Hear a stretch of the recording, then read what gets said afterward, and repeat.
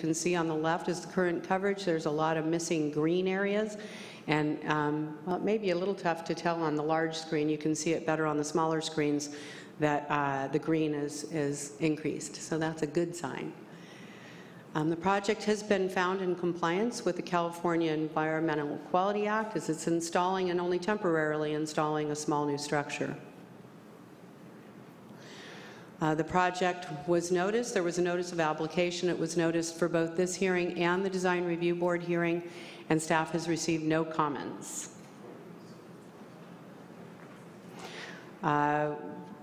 One of the issues that came up is, why is a temporary use coming before the Planning Commission?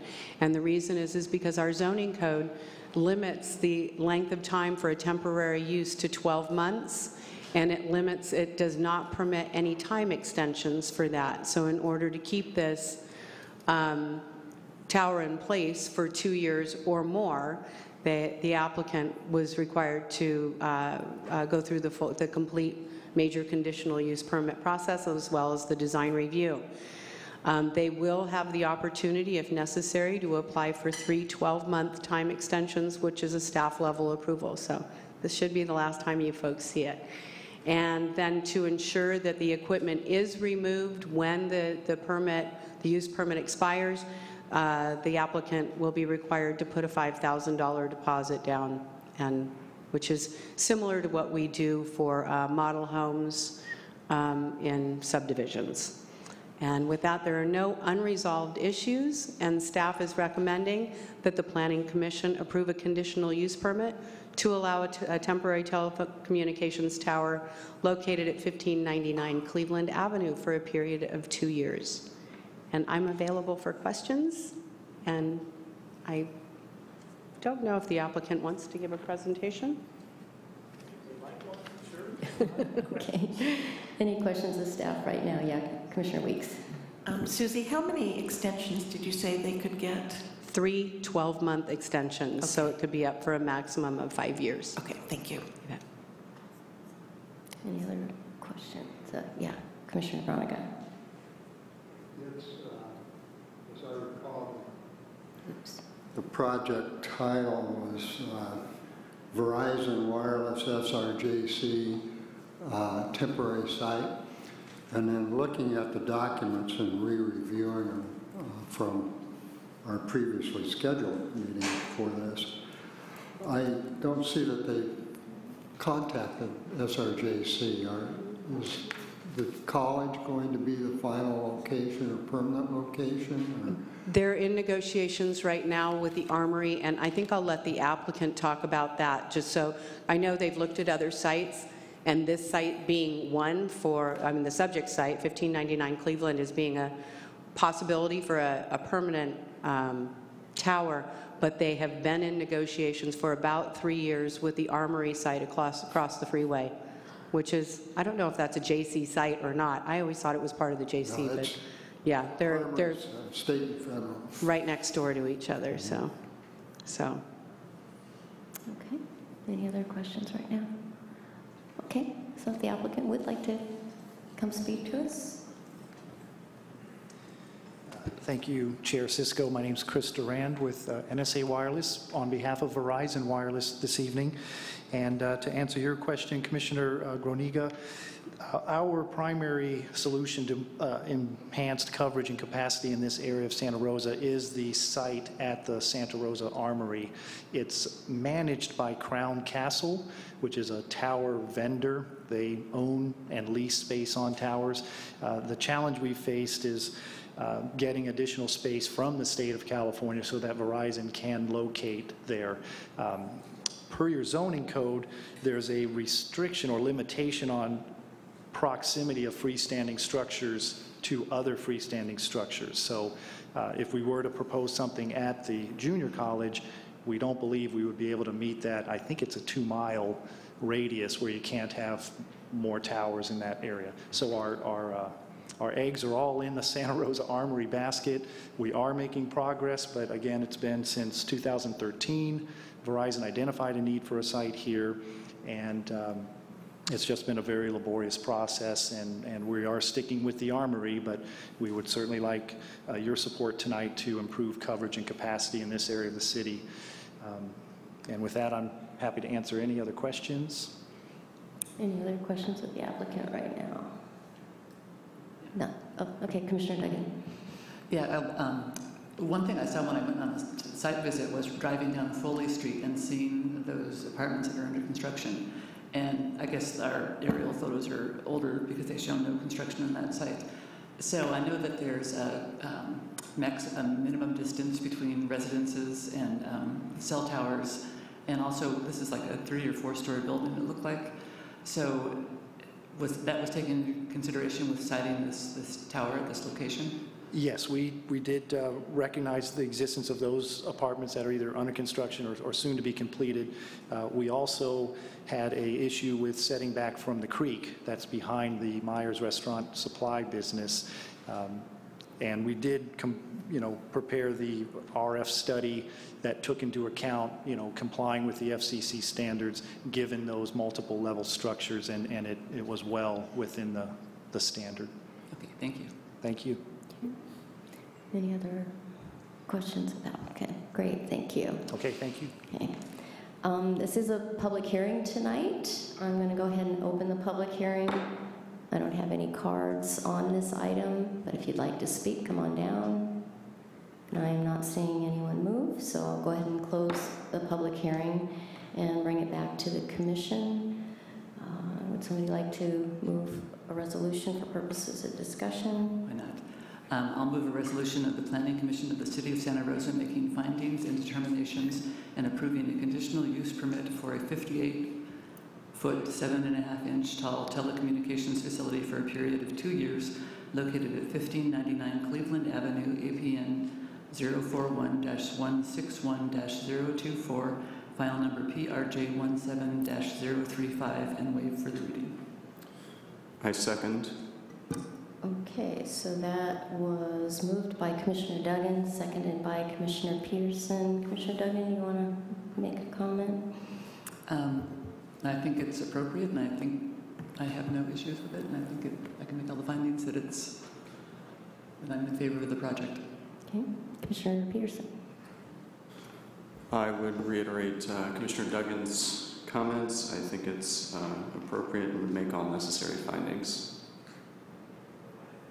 Commissioner Gronica. I feel it's appropriate as a temporary location, and I well understand the problems and the time it takes to deal with the Armory, which is really a state and federal bureaucratic process you go through, so it takes quite a while to understand. Commissioner Weeks. I have nothing further to add. And I also have nothing further to add. So with that was moved by Commissioner Duggan, seconded by Commissioner Peterson, and your votes, please.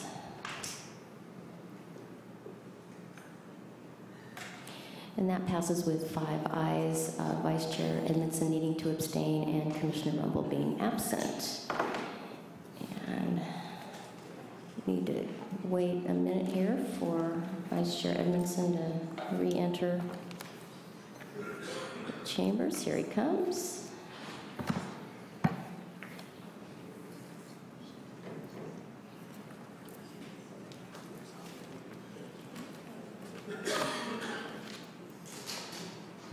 We're going to go ahead and move on to item number 8.2, which is public hearing for the UMMA LLC conditional use permit at Coffee Lane. That is an ex parte disclosure. I have nothing to disclose. I visited the site and have nothing additional to disclose. Okay. I visited the site and have nothing further to disclose. I visited the site and have nothing further to disclose. I also visited the site and have nothing to disclose. And I have nothing to disclose on this. And Patrick Streeter is staff, and will be giving us a staff report. Thank you, Chair Sisko, members of the Planning Commission. The item before you is a conditional use permit application for the UMMA LLC medical cannabis cultivation facility. The project would be an indoor cultivation facility in an existing 11,350 square foot building. The project would have 4 regular employees, but during peak processing could have up to 10 employees. There are 15 on-site parking spaces already on the site. In addition to cultivation, the project would include manufacturing and transporting of cannabis products, and there are minimal exterior changes proposed to the building or the project site. The project is located in northwest Santa Rosa in a predominantly industrial area near the intersection of Bluebell Drive and Coffee Lane. The building was previously used for automotive repair uses, and it's primarily surrounded by automotive uses, warehousing, distribution, as well as storage uses, and some manufacturing. So there are no residential uses within the immediate vicinity of the site. It's all predominantly industrial. A little history on cannabis regulation in the city of Santa Rosa. You're all very familiar with this timeline. But in 2015, the state enacted the Medical Marijuana Regulation and Safety Act, which took in addition to dispensaries, took other types of support uses into account. Our city council responded by initiating a comprehensive policy to regulate cannabis in the city. In February of 2016, an interim ordinance was passed which addressed cultivation of medical cannabis. And in August, a zoning code interpretation was released that also addressed the support uses in addition to cultivation. The only other change that took place was in June, a moratorium was placed in June of this year on the limited light industrial combining district to no longer allow those uses in that district. And tonight, the comprehensive ordinance will be before you as the next item. Regarding this project, applications were submitted to Planning and Economic Development in May of this year. A few weeks later, a notice of application was sent to property owners in the vicinity of the project, and the public hearing was originally scheduled for early October. As a result of the fires, the meeting was postponed to this date. It was renoticed for this public hearing. The project site is in an area designated for light industry in the city's general plan. The zoning implements that general plan designation, and the city, through its interim ordinance and through the zoning code interpretation, have identified this land use designation and this zoning as appropriate places for cannabis cultivation and support uses to take place.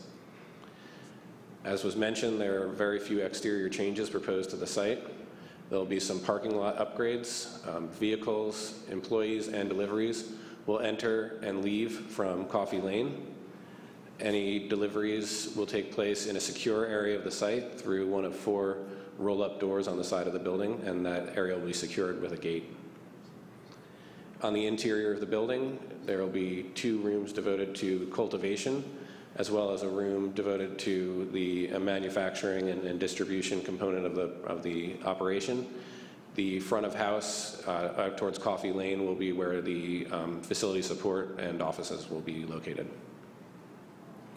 And it's worth noting there's no retail component with this site. It'll be entirely cultivation and processing. There was the notice of application that was mailed out, as well as 2 notices for a public hearing, and no comments have been received by staff regarding this project from the public. Some of the issues that staff looked at included noise and odor control, security of the site, as well as the parking that would be provided. The project is planning to implement industry standards as far as noise and odor control, which include mounting the HVAC units on the roof of the building, utilizing negative pressure to keep odors on the interior, as well as carbon filtration on the ventilation systems. And as is standard with the draft resolutions that are written for cannabis support uses and cannabis cultivation, staff does have a condition of approval that there would be no detectable odor of cannabis outside of the facility. For security, the applicant did provide a security plan. It includes cameras and lights, employee background checks, anti-theft devices in the vehicles that are used for delivery and distribution, as well as the secure loading area that was mentioned previously. For parking, city staff does not have, the zoning code does not have a standard for the parking standard for these types of uses. So typically in our analysis, we've used the warehouse and wholesale distribution standard, which is 1 space per 1,000 square feet of floor area for the facility. Based on the size of this facility, that would prescribe 12 parking spaces. As was mentioned previously, the project at peak levels would utilize 10 employees. It's also within 1 mile of transit facilities, and it is along bike lanes. And 15 spaces are provided, so staff did not find an issue with the amount of parking that's available versus the parking demand that would likely be generated by this use. And because there have been no comments from the neighbors of the project and all of the findings necessary for conditional use permit appear to be able to be met according to staff's analysis, staff is recommending that the Planning Commission approve the conditional use permit for the UMMA LLC to operate a commercial medical cannabis cultivation, manufacture, and transporter facility. I'm available for questions, and I know the applicant team is also available if there are any questions. Thank you. Any questions of staff right now? Great, not seeing any. Okay, is the applicant wanting to make a presentation or just be available for questions? You're just waiting. Okay, great. So again, this is a public hearing tonight. I'm going to go ahead and open the public hearing. Again, I don't have any cards on this item. If you have any interest in speaking, feel free to come down. And I am not seeing anyone move, so I'm going to go ahead and close the public hearing and bring it back to the commission. Discussion. If someone can find a resolution. Find it and make it big enough so I can read. There we go. I'd like to move a resolution of the Planning Commission of the City of Santa Rosa making findings and determinations and approving a conditional use permit for UMMA LLC, an indoor medical cannabis commercial cultivation facility with manufacturing with non-volatile solvents and transport of cannabis products located at 3187 Coffee Lane, Assessor's Parcel Number 015-370-029, File Number CUP 17-044, and waive further reading. I second. Okay, so that was moved by Commissioner Duggan, seconded by Commissioner Peterson. And Vice Chair Edmondson, would you like to start? Sure, thank you. It seems like most of the conditional use permits that we're seeing for medical cannabis facilities in the city are checking all the boxes pretty clearly for the findings that we need to make to support these permits. You know, I can make all the findings in this instance. It's a very clean application, no neighborhood objections. The location's clearly suitable for this land use. It's a perfect example of the kind of project that we had in mind when we passed the interim ordinance, and you know, it feels like sometimes there might be more comment to make about such a new land use in the city, but as it happens, conditional use permit, we're asking questions about potential incompatibility and nuisance effects with neighborhoods, and you know, at least as often as not, we see that there really isn't any evidence of any such effects, and this is one of those projects in my opinion, so I am in support of it. Great. Commissioner Groninger? Have one kind of general question, and not a concern necessarily, but in terms of the distance from the private school, I think it's, as stated, it's less than 600 feet. Though the applicant cites Health and Safety Code, Section 11362.768E, which effectively allows such a facility, an enclosed facility, within a range less than 600 feet, if I'm understanding it. My question is more general at this point, but does that statement, Health and Safety Code, should the city decide at some point to increase the distance from a facility, a cultivation facility, to a school, would a citation such as health and safety code, that section, would that in essence be a grandfather clause? I may be jumping ahead, and I apologize, but it struck me given what we're thinking about later.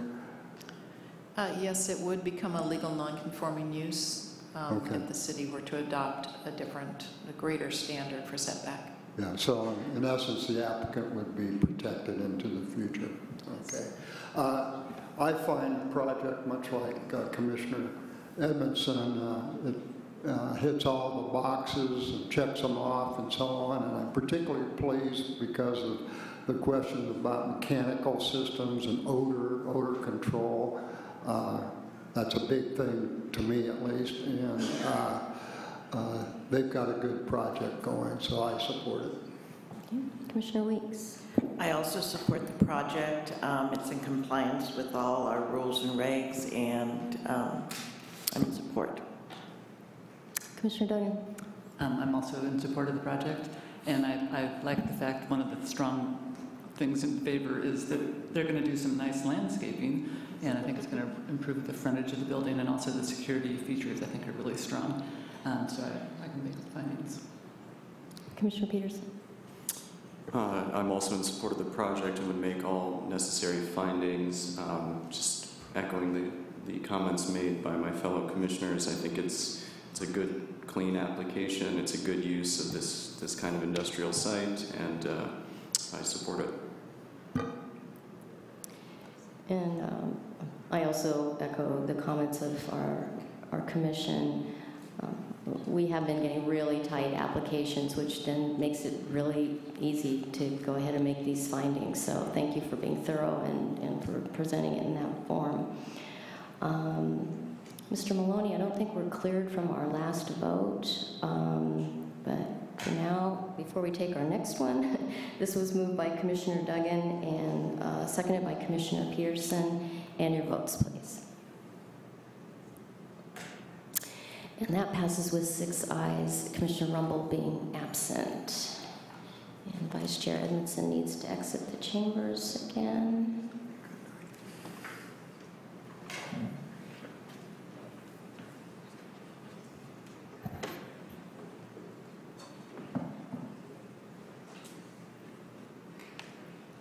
We're going to go ahead and move on to 8.3, which is a public hearing for our comprehensive medical cannabis use ordinance.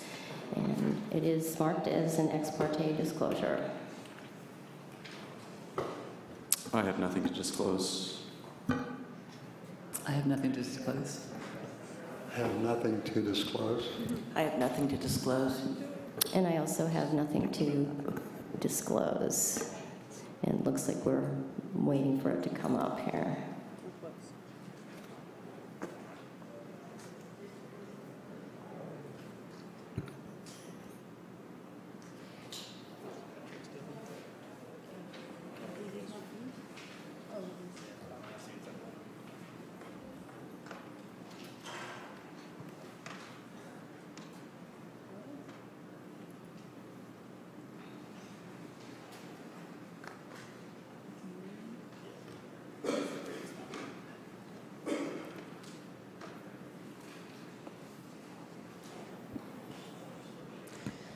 All right, we'll go ahead and get started with this next item. This is the comprehensive cannabis ordinance, and I know people have waited a long time for this hearing, so let's get started. So just some background, and actually Patrick's earlier item provided some of that background with regards to cultivation, but I'm going to give an overview on all of the cannabis program that we have to date. So City of Santa Rosa actually embarked on cannabis policy back in 2005 when we adopted the ordinance regarding medical cannabis dispensaries. So that has been in place. We'll talk a little bit about that. And then 10 years, 11 years later, as a result of McCursa state law framing opportunities for local jurisdictions to weigh in on medical cannabis more comprehensively, more assertively.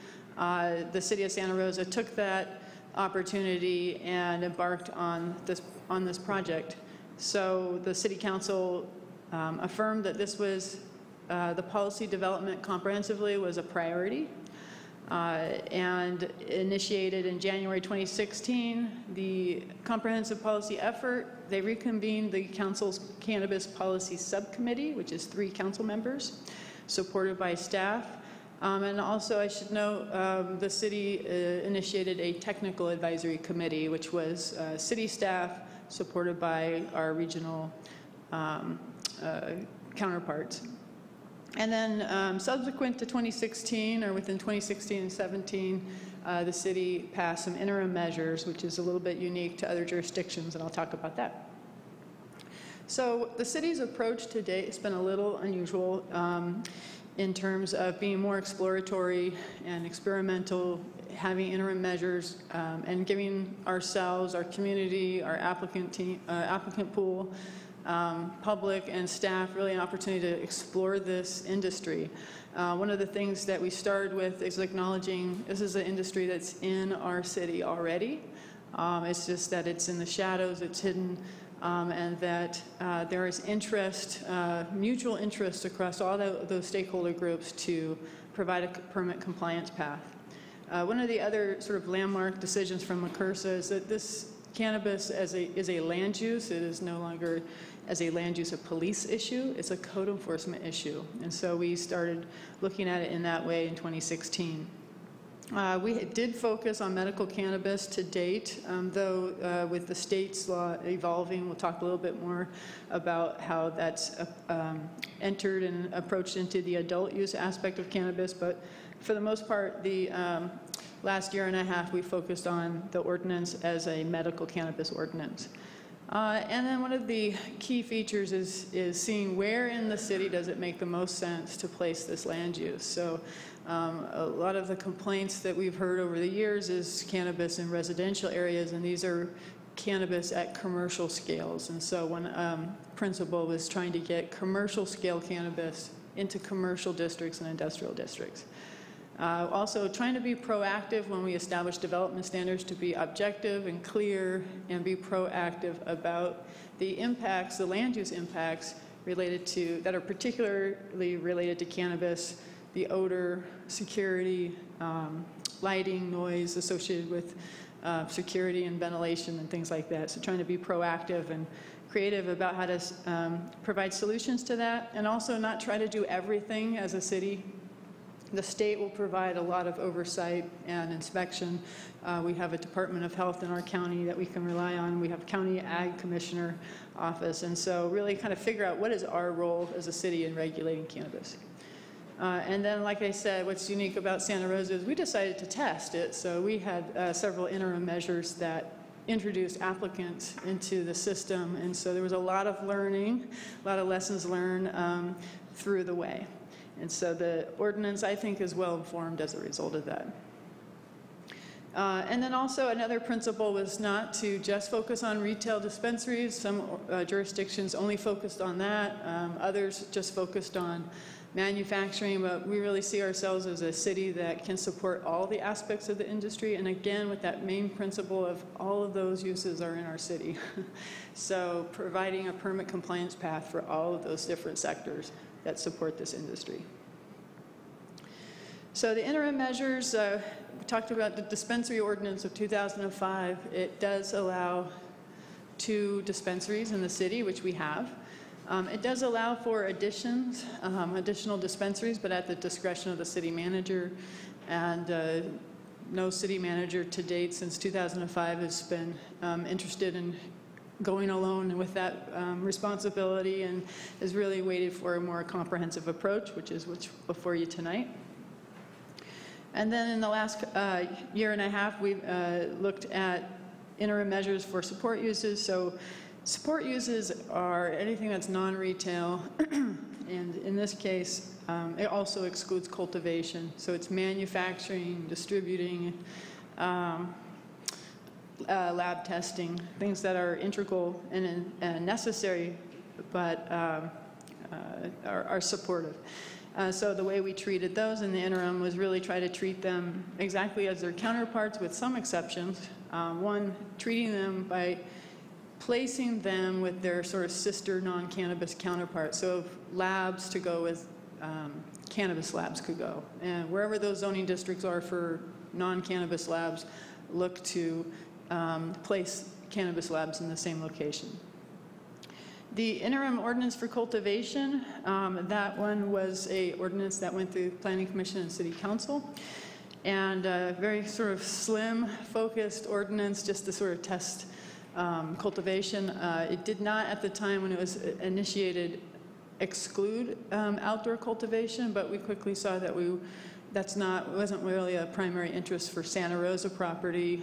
We did entertain a lot of applicants and questions about indoor cultivation, and Commission has passed several use permits related to that as a result of this interim ordinance. So through this process, we wanted to be as successful as we could with the resources that we had available, and to really put information out there that might be helpful for us to focus how we might entertain the new applicants and make our policies as clear as possible. So we created some, primarily we created a website, srcity.org/cannabis, where we could put the workings of our policy subcommittee up on there, any documents related to that process, policy stuff, the interim policies, and any updates on our comprehensive effort. So we had the benefit, or we have the benefit of experience. So this is what we also did is monitor that experience. So we produced a quarterly report that talks about where did the cannabis locate as a result of our interim measures, what type, and how much square feet is it taking. And so this is just a sample out of that report. The comprehensive land use policy, again, it tries to collect all of that experience, all of those interim measures, and codify it in a cohesive manner. So update it and build from our lessons learned. So it does address personal use, personal cultivation, and this is where it does allow for medical cultivation as well as adult use cultivation as a result of Prop 64. And then it has most of the section of the ordinance addresses the commercial aspect of cannabis. So, and again, all of the land use types that are associated with cannabis. So cultivation, manufacturing levels 1 and 2, and level 1 is non-volatile, and level 2 is volatile. So level 2 is hexane, butane, that type, and level 1s could be making edibles or lotions or whatnot. And then we also wanted to address special events. We get a lot of questions about that. And we wanted to address adult use to be explicit about where the city stands. One of the things we did add is micro-business. That was a newer license type that came up in recent months. So we had the benefit of time to be able to put that in. And again, this is one of our, just summarizing the principle of locating these uses where their counterparts are located in terms of zoning districts. So retail is in retail districts, but we also didn't want to exclude it from our industrial districts because a lot of cannabis uses, what we've learned is that they're quite campus-like, so they do like to sister up with other cannabis uses in terms of they like manufacturing and retail in proximity, and a lot of our cannabis applicants are headed to the industrial district, so to allow them that extra component. So that's why you see retail in industrial. And then cultivation is strictly in our 2 industrial districts for the reason that they are not storefront of any variety, as you see with the last application. They're quite secure to the point where you're not going to be able to smell it, can't see it, and you shouldn't be there unless you're part of that process and that team and vetted. And so it was felt it doesn't belong in the commercial districts, it's an industrial use. And then again, the support use is in a similar vein. Let's see. yeah, so we'll talk about the specifics of that. So outreach, so we've been doing outreach since we started. It was back in December of 2015 when all this started. It's been a very dynamic, energetic process, engaging with the community, a lot of different stakeholder types. Again, we did utilize this website as a one-stop shop and also encourage people to sign up to get updates. There was 2,000 emails associated with that one website, but oftentimes, many times, we would outreach to our greater email, our social network, which is more like 12,000 registered folks that are interested in planning and economic development activities. We went to whoever would go to us. We went to their meetings. We met with real estate, community, fire and building officials, sometimes several times, school officials. Sometimes we follow up phone calls with one-on-one meetings. So we spent a lot of person-to-person, group-to-group discussions in terms of notification. We did have a community meeting, and you get a different type of customers that come to that type of meeting. It was in the chambers to talk about basically what the same slides that I have for you tonight to get feedback. So this is what we heard. And I don't mean to peg these stakeholder groups with these comments because it was, they can be mixed comments obviously, but these are general themes that we observed. From the general public, there was a lot of interest in the residential cultivation part of the ordinance. What is it? Some confusion over whether it's square feet or plants or medical or adult use. So we know that we need to be clear about that. A lot of comments about the odor for personal cultivation. From schools, youth centers, we tend to hear that our setbacks weren't big enough, that we wanted to explore larger setbacks and maybe additional setbacks instead of just the schools. And then also what was interesting is schools in particular, their representatives spoke about the odor itself or the visibility behind a backyard fence that abuts a school property, that it's a distraction and potentially a nuisance if they have to smell it and see it and they're trying to conduct school activities. So they were interested in setbacks or some sort of provision that would prevent that nuisance adjacent school properties. The industry has been there from the get-go providing comments and feedback, and we have learned a lot from the industry, so very grateful that they participated as much as they did. What we heard from the industry in terms of our draft ordinance was we're a city, so could we please consider something less than the 1,000-foot buffer that's presented in the draft ordinance, something like 600 feet. And also, as the draft ordinance is currently written, it's medical only, and they wanted us to explore adult use. And then, of course, general business community. There was a lot of attention on cannabis in this last year and a half, and they want to make sure that they are not forgotten and that they're a part of our city and that they're not outpriced from all of the industrial parks, that we still consider a diverse economy. And so we heard a lot from the real estate community and property owners. So technical advisory committee, they also had time to chew on this in terms of what we might have missed in their first draft, that June 30th draft. And so these are some of the comments that came out of that, making sure that we do set up a program for when multiple dispensaries come in, maybe all at once or within the same month, and what if they're within the same over-concentration area? How does that competition play out? We should be prepared for that. Frankly, we should be staffed up for that in terms of implementing this kind of program. Also making sure that we're up to date as much as we can. The state is continuing to change, so we've been trying to stay abreast of that.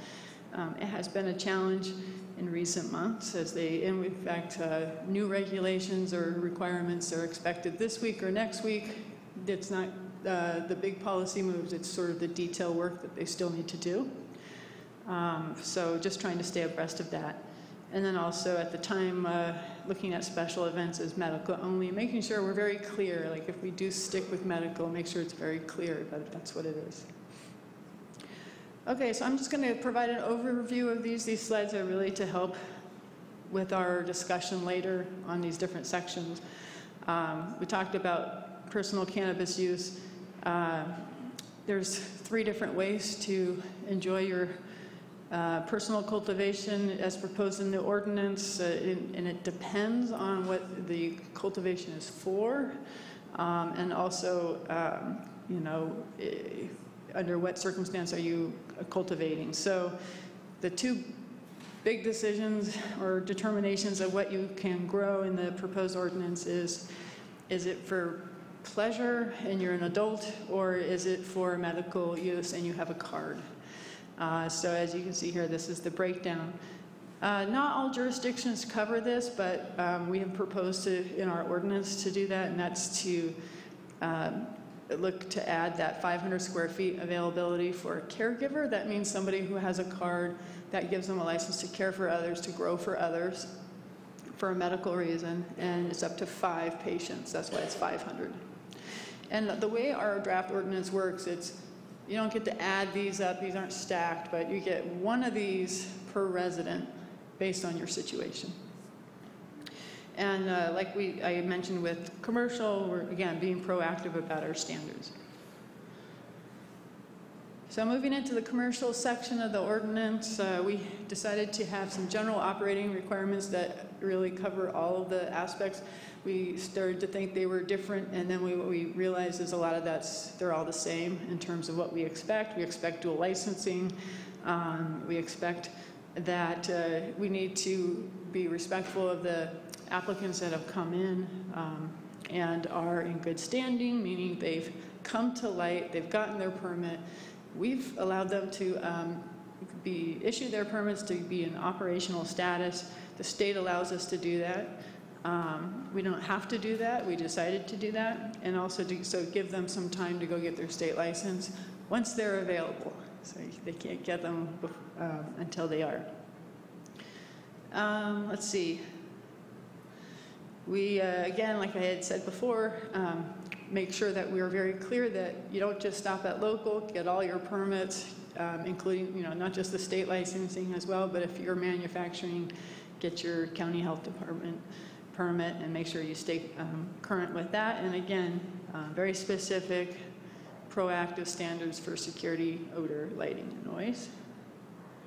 The way we have looked at cultivation is not really any differently than how it's been working, except cutting a process break, if you will, for smaller facilities. So the up to 5,000 square foot category, right now they do come in as a minor use permit. They get a price break, but they still have to come to the Planning Commission and have a public hearing. So what we've learned is these are smaller little micro suites in an industrial park typically, and so the proposals to let those go to the zoning administrator, and the larger ones still come to the Planning Commission. Again, if there's residents nearby, we always have a neighborhood meeting in advance of the process. A micro business, what that is that's a brand new license type. It's focused around a cultivator of less than 10,000 square feet, but it allows that sort of cottage shop that you grow and you can distribute your own stuff, you can make stuff, you can make products out of your own cultivated, and you can also sell on the site. So it's sort of a cottage-oriented type of use. But because it involves retail and because it's over 5,000 square feet, we have put it in the same category, process category, as a over 5,000 square foot cultivator. Support uses, a lot of this is just codifying what we've already been doing. Many of these are permitted by right because manufacturing should be in manufacturing zones, and so we've kind of already decided the land use issue, and it's about the specifics of if you are bordering a residential, then we'll have a minor use permit is a flag, and so there are precautions. So if there are any potential incompatibilities, we address it through a public process. But a lot of these are permitted by right. So the exception is level 2, which is something the city for cannabis hasn't entertained, but we do have some volatile manufacturing in Santa Rosa, like other cities of our size. So we didn't want to exclude the cannabis variety.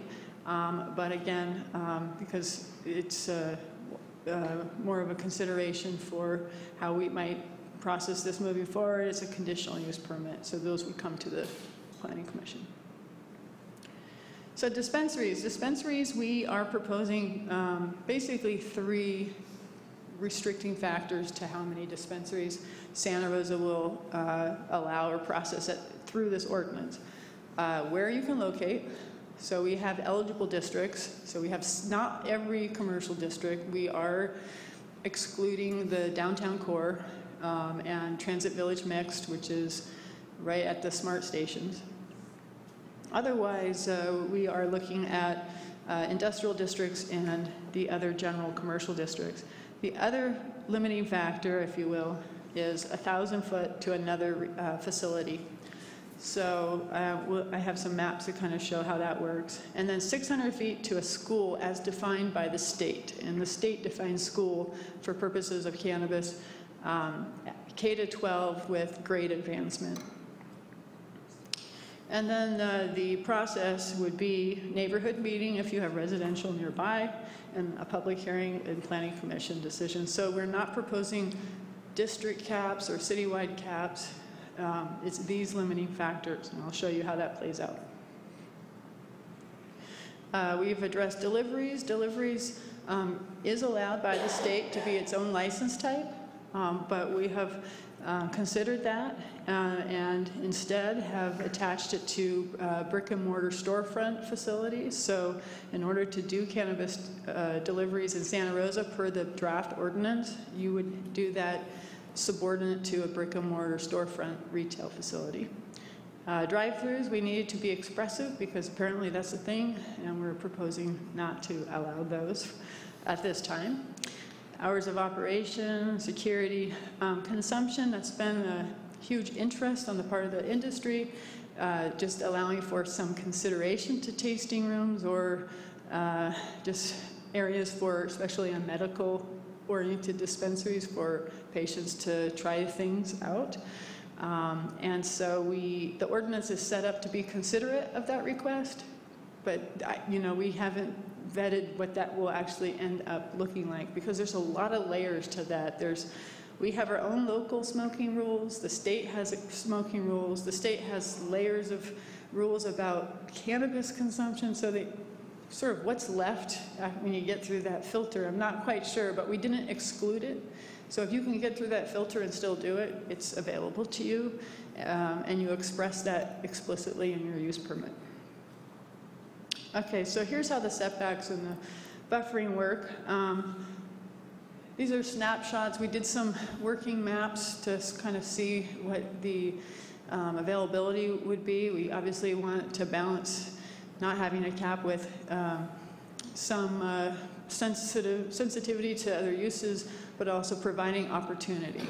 So this is a snapshot of, let's see, I don't know if I can do this for the, there we go. So this actually shows, whoops. This actually shows our 2 existing Santa Rosa in the city limit dispensaries. So the north one is on Cleveland. It's kind of by Big 5, Jer and Osh. And then the other one is on Dutton, and that is just south of College. And the circle, so those are the stars, and the circle around those is the 1,000-foot buffer. So, for example, I'll try this again with my finger. Okay, here we go. So, for example, this parcel right here, or this parcel right here, could propose a dispensary as they're outside of that buffer. Oops, I lost my finger. But if you're within that buffer zone, you can't propose one. And it's parcel line to parcel line, just to make it more clear and objective. And then the other circle areas, the blue, those are schools. And those are a smaller setback as set by the state, which is at 600 feet. So again, that grade advancement K to 12 school. And so those are 600-foot school buffers and 1,000-foot dispensary buffers. So here's some other examples as it plays out throughout our city. That star right there is actually in Roseland on Sebastopol, but no, it's not. It's in Roseland, city of Santa Rosa. So that's another dispensary that was permitted by the county, but it is within our city now. And as you can see, it has a 1,000-foot buffer, and there's many schools around that. So some of these entry areas over here, again, would prohibit these parcels from having a dispensary, but you could over on the adjacent. Okay, this is an exhibit. I just wanted to give an idea about the downtown, because we do get some comments of, you're not going to allow it downtown? Well, not in the core, right? But there's opportunities around our downtown, and there are other uses that we don't allow in our downtown core, like drive-throughs, because we have a downtown set of policies, and so there's other things that take place and precedent, if you will, in our downtown core, but we do have opportunities, so we want diversity. And as you can see, these eligible areas in color will provide the opportunity for new dispensaries. Let's see. Okay.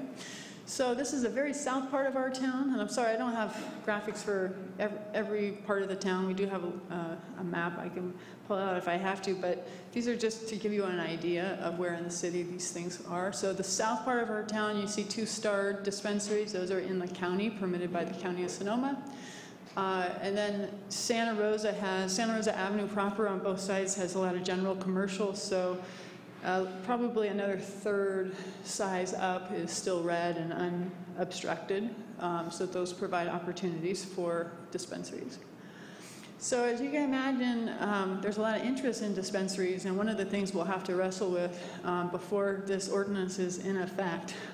So we will need staff before it's in effect, because we need to put a program together to address dispensaries. If the sites are not identified and we have competition, we'll have to deal with that. So this is just a flow diagram that's available for feedback. We're open to feedback. We know that there probably will be a need for pre-application steps. Many of these sites might need a neighborhood meeting anyway.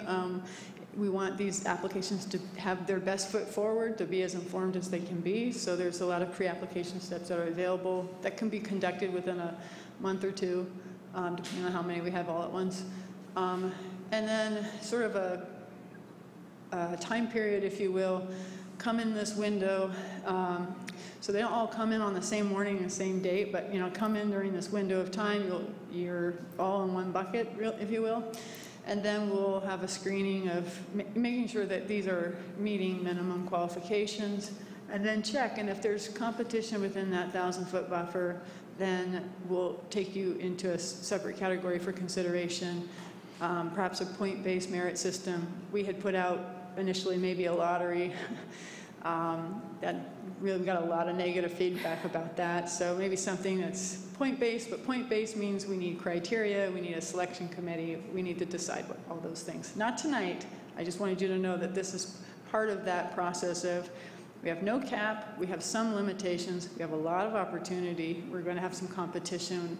Eventually we'll have to put that into the program. And then special events, again, initially we're looking at medical, so that's how the ordinance is drafted, and again, dual licensing, so making sure that they don't just get the local permit to do it or just the state license, that we're all making sure you get both licenses. Okay, so that leads me to adult use, and this is at the end because that's how it shows up in our ordinance, not because it's least important, certainly not. It's been a rider in the conversation since the get-go, even before Prop 64 passed, and then it passed, and then it hasn't left the conversation since. But the way the ordinance had been set up from all that previous work was that it would be considered at a later phase, that we had done all this work and outreach on medical use. So that's how that June draft was orchestrated. And then the state law kept emerging their process and regulations, and there was a big point, sort of a game changer, of SB 94, which combined the medical McCursa law with Prop 64, and it leaned heavier on the Prop 64 side. So it basically started to shrink the distinctions between medical and adult use. And we think that's going to continue in terms of these regulations that are forthcoming. So that kind of changed our conversation and our understanding of if the state is not making big distinctions, especially on the non-retail side, maybe we should start considering this. And at the last policy subcommittee meeting, they asked staff to go ahead and go forward with the draft ordinance as you've written it, but make sure there's an option on the table for the commission to consider and the council to consider that would allow adult use. And we have some options just for discussion starters, but obviously continue to look at it at a later phase, or we see kind of a distinction between support uses or non-retail and retail potentially. And so those are options available to you tonight to discuss. There's a number of exemptions that the state has provided to support cannabis policies, so we cite all of them. And the next steps. So the next steps, if we are able to move forward tonight, we would move into hearings with the City Council. And of course, they'll look at the ordinance, but also they're going to look at how to support the cannabis program. We do need staffing. We haven't added any staffing to support cannabis policy, the taxation. We are absorbing this not very well, you might hear tonight. Our timelines have really doubled, and with the emergency that just took place, could really get even worse. We really need staff to support this program to move forward, so they will discuss that, and again, we're going to look for feedback from them as well on the dispensary. So the ordinance on this path is not going to be in effect until probably sometime in February. And with that, that concludes my presentation. Okay, Commissioners, typically we might be asking questions at this point, but I'm going to recommend that we do this the same way that we did the accessory dwelling unit, is go ahead and conduct the public hearing. We may get more information to pose questions. And then when we do start to go through our discussion, we're going to have staff coming up on each discussion point so that we can have our questions focused on the matter that we're discussing and taking a straw vote on. I think that'll be our most efficient way, as opposed to a scatter of questions and trying to fit them in wherever and then having a discussion. So if you're all right with that, that's kind of my plan for tonight. I do have a card here from a Monica Gray for item 8.4, and we announced earlier that 8.4 is being continued to December 14th, so we are not hearing that tonight. So you'll have a really long wait if you stick out in this meeting. So I hope you are aware and can come back on the 14th.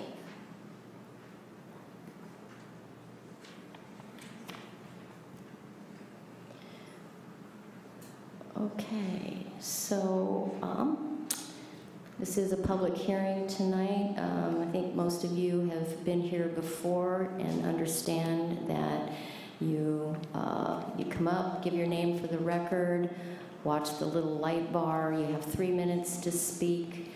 I'm a very tight timekeeper, so if you're not done within 3 minutes, I will ask you to stop. And I don't like to interrupt you, so if you can keep it within those 3 minutes, that's really great. Helps us move things along. So with that, I'm going to start with John Shug, and he will be followed by Sierra Dooley. You might queue up as you hear your name called.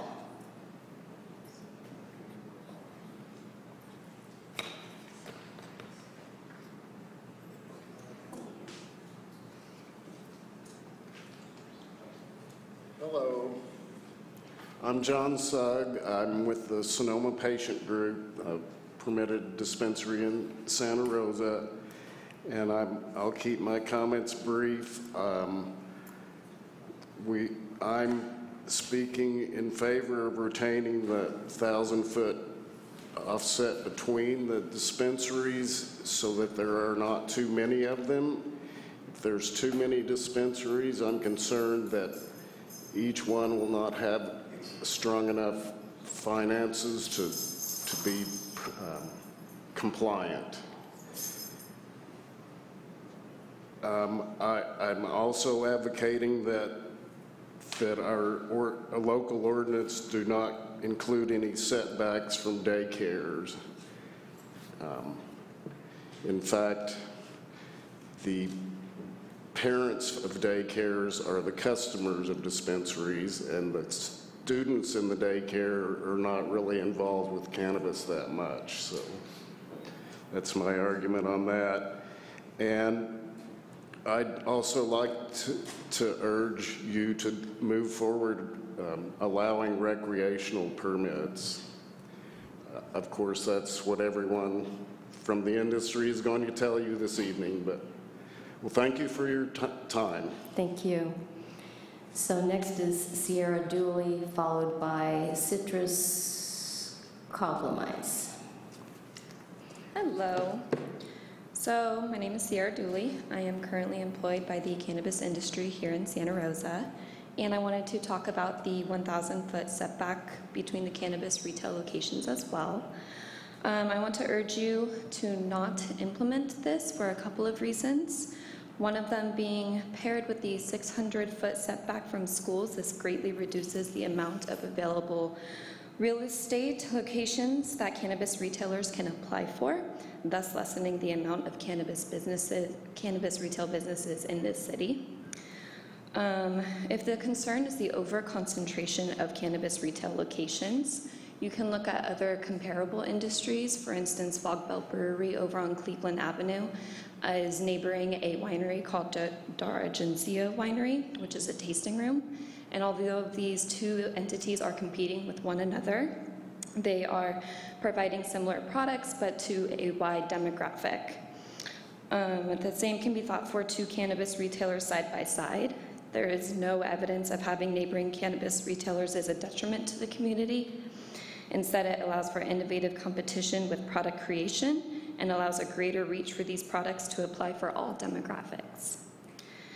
If the 1,000-foot setback rule is enacted, you're then going to be dealing with a fiercely competitive application process for location approval.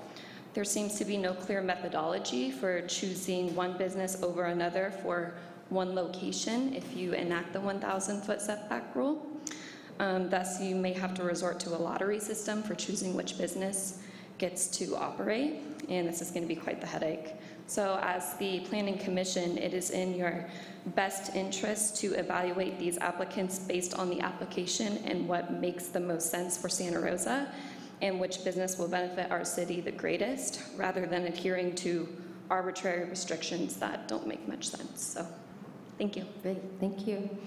Citrus Compromise, hope I'm pronouncing that right, followed by Karen Woodson. And I'm not seeing, is Citrus here? Okay. I'm not Citrus. You're not Citrus. That'll be clear in a moment. Okay. Good evening, commissioners and distinguished staff. My name is Karen Woodson. I'm the Licensing and Compliance Officer with Spark Peace and Medicine. And on behalf of our members and staff, I would like to thank the City Council and Planning Commission for their diligent work on this comprehensive policy. The leadership that has fostered, and the leadership demonstrated by the city in the past has fostered a faster growing industry in the city, creating important jobs and tax revenues.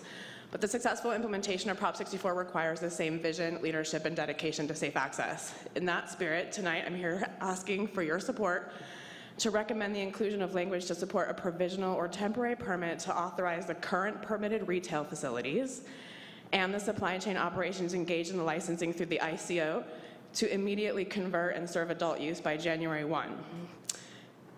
Nearly 60% of the voters in this city cast their ballots for Prop 64, and they're expecting access to adult use cannabis at the start of the new year.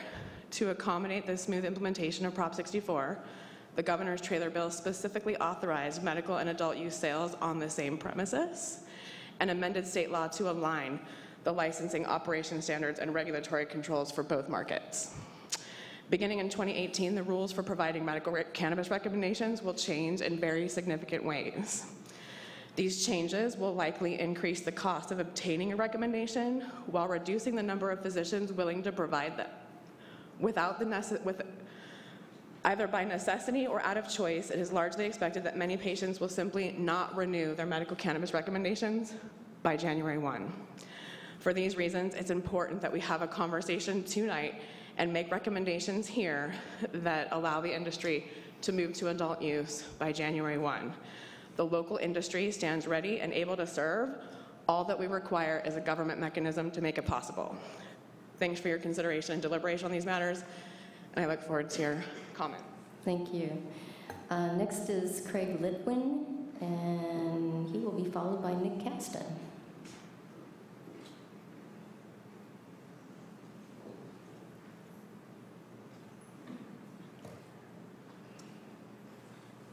Good evening. I'm Craig Litwin with 421 Group. I want to thank you first off for your dedication to this issue. You've done a lot of great work over the years, and it shows. Santa Rosa is leading in this area. There's a lot of work left to do, and I appreciate you pushing forward at the end of the year here.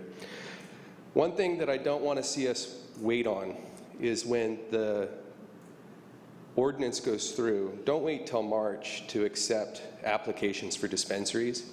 I do appreciate that your staff has moved from a lottery-based system to a merit-based system. That's wise. You're going to get better operators for the city, for our community.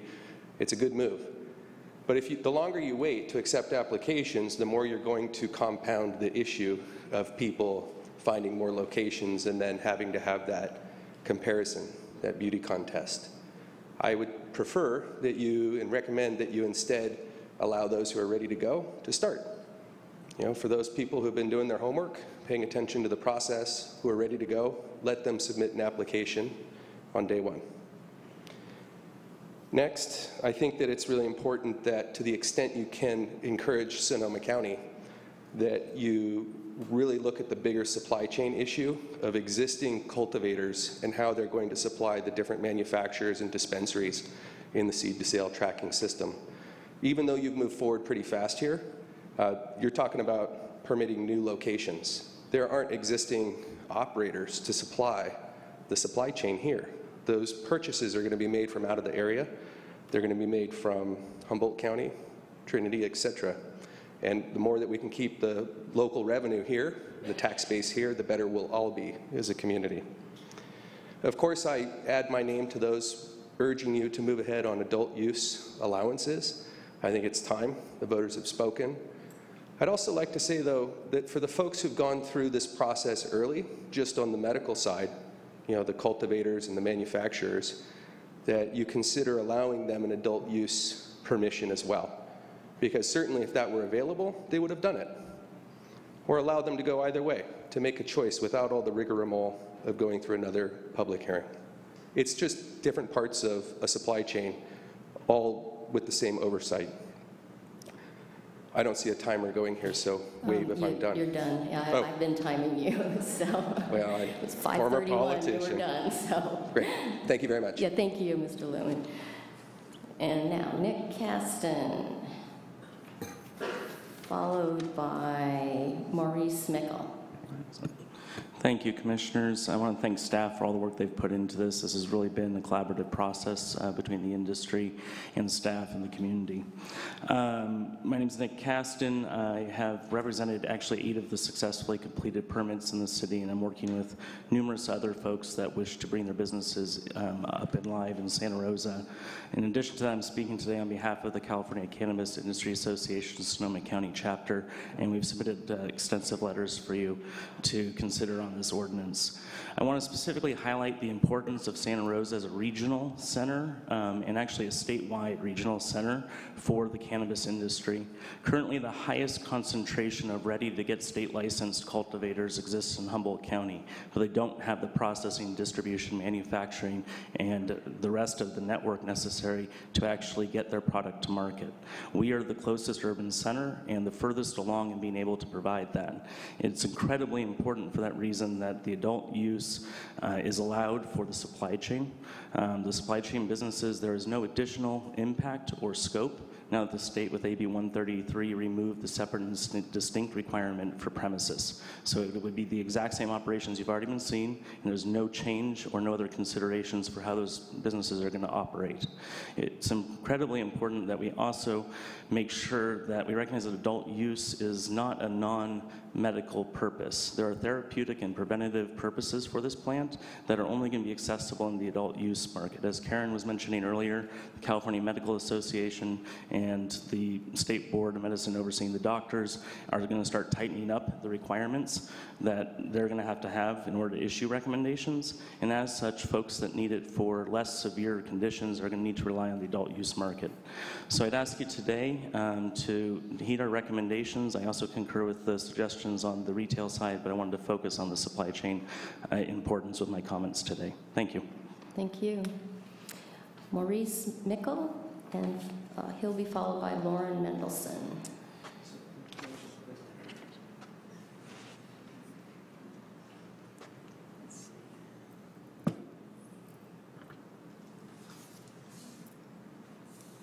Yeah, this is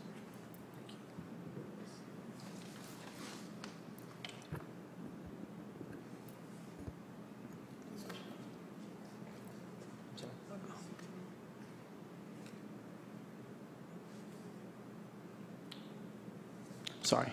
That's okay. We don't start timing you till you talk, so you're good. I can start talking until this is. Thanks for being here. I'm Maurice Mikel. I own Citrus Smoke and Vape on Mendocino and College. I'm interested in possibly converting my current smoke shop to an adult dispensary.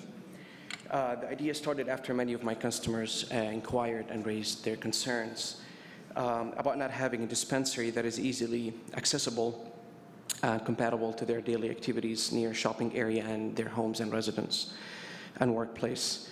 And I would like to cater for them. Now that the city is working on creating new policy, the downtown area is not including in the zoning. The reason I got this screen over here to point where my location is.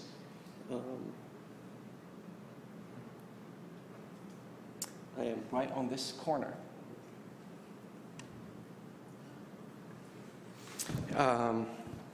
With that being said, the downtown area is not included, even though my location is about 4 to 5 blocks away from actual downtown. So my question is, why would my location be permitted, and why is it not included in the retail? If we look at the retail section over here on the red line, that's all offices on College, and there's no parking whatsoever. College already have a huge problem with parking. There's no retail for rent. It's all offices for attorneys, real estate agents. There's no retail available. And if you go down on Mendocino Avenue, the rest of Mendocino, that's you have across street from the JC. Those shopping centers would not allow for such use, and it's near the JC and the high school.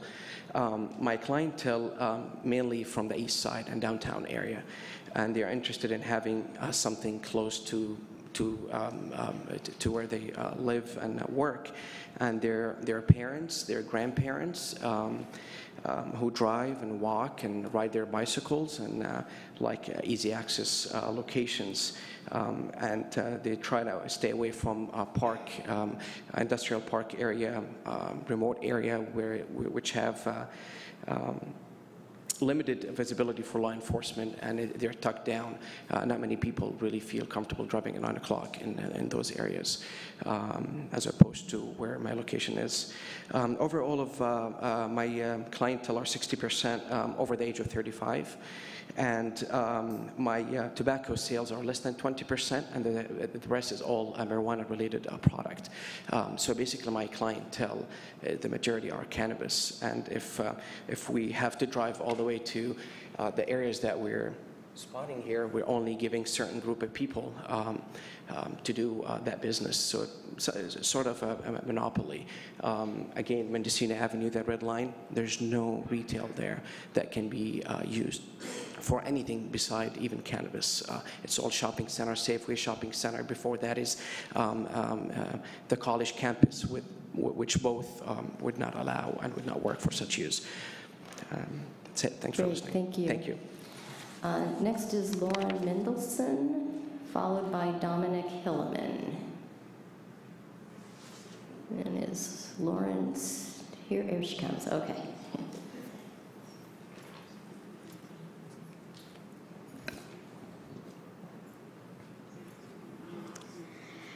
Good evening, commissioners and staff. My name is Lauren Mendelson. I am a resident of Santa Rosa. I'm also an attorney at a law firm in Sebastopol. We are cannabis lawyers, and we're working with a number of cannabis businesses in Sonoma County and a couple here in Santa Rosa as well, helping them get permits and licenses eventually and compliant with the law. So I want to thank you and also really thank the staff that's sitting behind me for the incredible amount of work they've done putting this draft ordinance together. I have a couple of comments. They're pretty much echoes of what you've already heard. I would encourage the city to try to move forward with adult use sooner rather than later. It is something that the state is issuing licenses for come January, and other jurisdictions are starting to move forward with it. So I think Santa Rosa has been a leader in this process and should continue to remain so. So just for the reasons you've heard, including medical recommendations becoming a little bit harder to get for people who have mild headaches or things like that, there's reasons to open up the adult use retail here and other areas, the adult use market. Additionally, the comments about the buffer zones, I think there is reason to reduce or consider eliminating that buffer between dispensaries. There might be benefits to having an area where the dispensaries are within the city. And like a previous speaker mentioned, having that healthy competition could be really good. Additionally, I haven't seen any evidence that there's a harm of having dispensaries close together. So I do want to encourage you to keep open the idea of reducing or eliminating that retail buffer. Additionally, if it is left in there, I do appreciate how the idea of a lottery has kind of gone away, and now we're moving towards a point-based system. I absolutely think that you should be picking a model that allows you to pick the best applicants. You want to be ending up with the people that you want to run these businesses, not whoever is picked out of the hat. But at the same time, keeping in mind that's going to take a lot of staff time and effort. And so, you know, the industry and the community is here to help you come up with ideas for those criteria and whatnot. So I want to encourage you to move forward with a policy that is both addresses the need for qualified applicants without taking a ton more time, keeping in mind just the timeliness factor of that. So with that, I just thank you once again, and I look forward to continuing to hear about this. Thank you. Thank you. Dominic Hilleman, and Dominic will be followed by Blair Gue.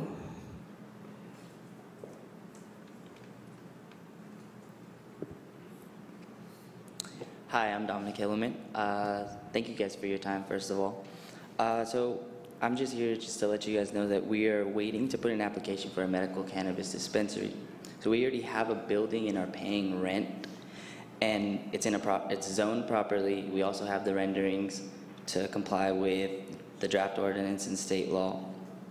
Also, we're wanting to help with the local economy after the disaster, but we can't do that until we're up and running and operating. We also want to apply for a state license. So that's one thing that we're trying to ask for, it to speed up the process, if you could say. We're asking also for the 1,000-foot buffer to be reduced or eliminated, if that is possible. And we're interested to sell at the adult use level, if that becomes possible here. Last thing, thank you guys for all your hard work. thank you for listening to the citizens of Santa Rosa and the people that operate businesses and want to operate businesses here. Thank you. Thank you. Blair Gue, followed by Monica Gray. Good evening. My name is Blair Gue. First of all, thank you for getting my last name right. That never happens. But also, thank you for the work you guys have been doing on the ordinance. I'm an attorney here in the city at Rockaway Law Group. We represent a number of different operators in all kind of different areas of the cannabis industry. So the first thing I wanted to do was echo Ms. Hartman's request for an allocation of resources for staffing of the cannabis program. I know Ms. Hartman's going to bring that request to the council as well, but we've seen a slowdown. You know, we totally understand that there's horrible events that have happened here recently, but we anticipate that the slowdown is only going to increase where more applications are submitted. So in order to kind of keep the ball rolling and get people permitted as soon as possible to make them eligible for state licenses, if you could suggest allocation of assets for more staff. The second thing I wanted to do was echo the sentiments of many other speakers about the 1,000-foot buffer, hopefully having that either reduced or removed. And just, you know, the idea is that if we have that buffer, there's going to be much less space for dispensaries to operate. And then from there, if there are multiple applicants within a 1,000-foot zone, or if their buffer zone is violated, having some sort of plan, you know, such as a lottery system triggered or something like that. We've seen in other jurisdictions that that doesn't promote the best applicants being granted permits. So if there was some way to work around that buffer zone, that would be fantastic. And then my last comment is actually about a specific section, just asking for some clarification, 20-46.050, subsection D, which talks about multiple licensees in a single site. There's some language that says that if there are multiple licensees on a single site, that there will require clear separation between license types. I would just like some more information on what that actually means. Does that mean separate points of ingress and egress? Does that mean immovable barriers between the applications or the license holders and permit holders? Or kind of some more information about what that means, because we know on the state level, at least from the April regulations that were released and later withdrawn, that there might be some additional requirements there. So we want to make sure that the city's requirements are very similar to the state's requirements. That's all the comments I have. Thank you so much for your work. Thank you. Monica Gray, followed by David Shearer. Hello, I apologize for the confusion earlier. I was a little bit confused about the agenda items. That's okay, I'm glad you're here for the right one. I made it. Thank you. Thank you for having me today. My name is Monica Gray. I'm a current business owner of Nice Guys Delivery, and we're located in Marin County, but we are actively looking to expand our locations in Santa Rosa and seeking a location. I would like to also thank you for your work that you've done on this ordinance. I've been to several different city council meetings, Marin County level, with Board of Supervisors there, and you are by far the most on top of this, and it's amazing. Thank you for your work on this. I'd also like to speak to adult use in Santa Rosa and allowing businesses from all over the state to bring the economy to this city. And I will say that adult use, being a business owner currently working in the medical aspect of it, I think that the consumer is a little bit confused that when Prop 64 is passed, we already have calls from consumers asking, just wanting to order without a medical card currently. So there is going to be a bit of confusion for those consumers that are going to be trying to order on an adult use level. So adult use would be very much appreciated in the city of Santa Rosa and across the state as well. It also promotes economic activity for Santa Rosa by allowing businesses to participate in both of the statewide market. A delivery service, I would like to advocate for that as well.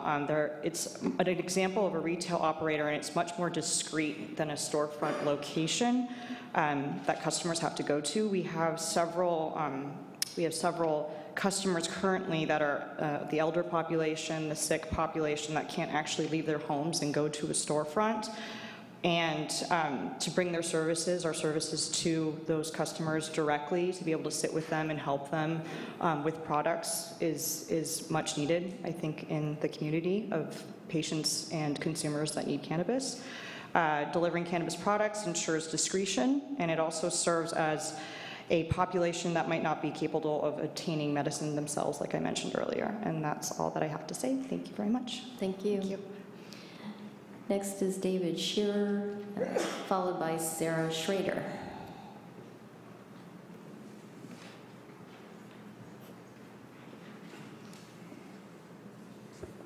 Good evening. My name is David Shearer. I'm a clean tech scientist. And one thing I did not see in the staff report are recommendations with respect to sustainable cannabis production. That may not be under your purview. That may be under the county ag department. But there are opportunities to dramatically reduce water use, plant nutrient use, lighting, the disposal of soils. So I would strongly encourage you to investigate those strategies, because this is a business that can promote sustainable practices much broader than just cannabis. Thank you. Thank you. Sarah Schrader, followed by Dustin, looks like Gibbons. Hello, my name is Sarah Schrader. I'm a member of the Sonoma County Cannabis Advisory Group, and I was honored to be active in 2005 when Santa Rosa wrote their first medical cannabis regulations, and I'm honored to be here 12 years later to say that I support all of the efforts that have been put together with the comprehensive cannabis ordinance. I appreciate that all California permits are going to be available here in Santa Rosa. I appreciate that there's not going to be a cap on dispensaries and that we're going to be able to have event permits, and that we might have the option to consume if a dispensary plays by the right rules. I also applaud the city for being the first jurisdiction in the county to consider adult use. As chair of the Sonoma ASA chapter for over a decade, my number one concern has been access for medical cannabis patients. So I want to bring to you the attention of a couple of misinterpretations of things that are written by the state. Number one is there's a marketing clause that's preventing discounted and free medicine to be available. That could potentially eliminate compassion programs from patients that can't afford to purchase medicine and are depending on this for their quality of life. Number two is discounts for seniors and veterans. It's not the intent to raise the prices for people that can't afford this. Number three is staff education. Right now, dispensaries are giving staff products so that they can be informed and tell their patients what products' effects are. So if we're not allowed to give those staff that product, you can see how that education on the other side for the patient and for the client is potentially going to be eliminated. The second issue that I have concern with is elimination of access for minors. You have to be 18 with a cannabis recommendation to visit a dispensary, and this could potentially eliminate access to minors with epilepsy, tumors, or rare conditions that depend on this for their need. I found a simple solution to this. Parents are already taking care of the responsibilities of caregiver, taking care of health, housing, and safety, so it makes sense that we let the parents go into the dispensary and continue to access the medicine that that child might need. The second solution is related to the free and discounted products. I think it makes sense to allow the dispensaries to give those products to their members or their staff, as opposed to having the manufacturers giving them away, because that's really promoting the marketing of their company. Thank you. Thank you. Next is Dustin Gibbons, followed by Chris Colombe.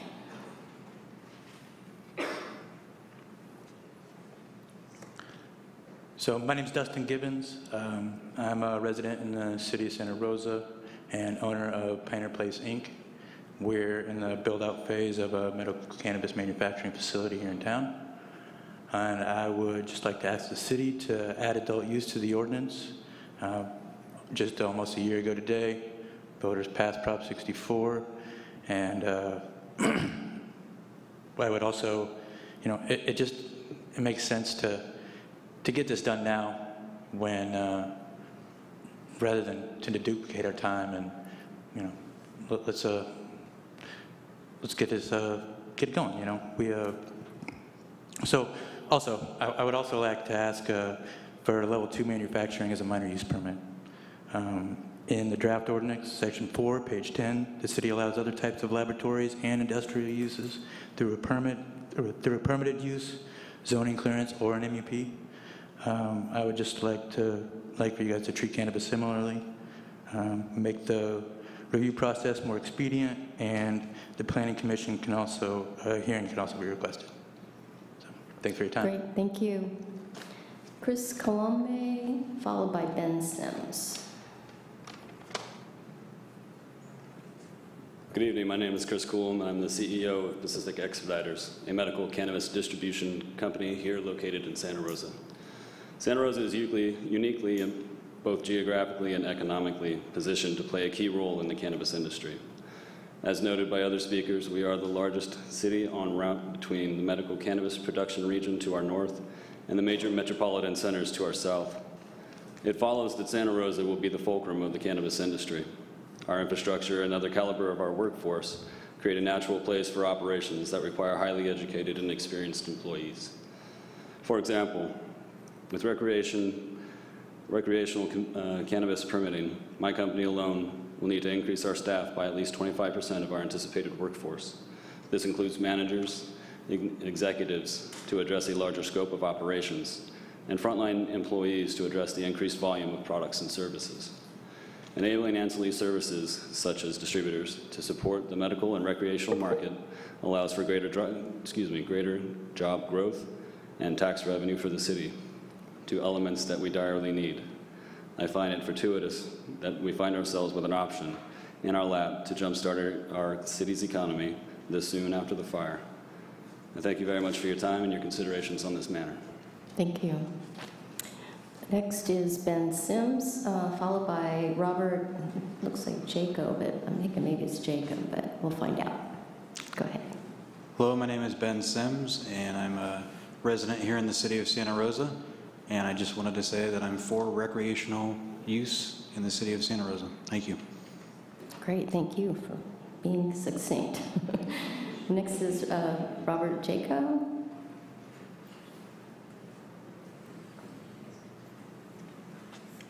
Hello, my name is Robert Jaco, and I am a citizen of Santa Rosa also. I am not a user of cannabis products.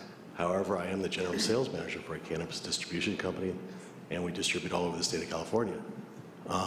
This is a big, big deal, the recreational use. It's going to make a huge impact in the state of California. And I hope Santa Rosa approves of it. Thank you. Thank you. Looks like I have a card coming. Jolene Strange.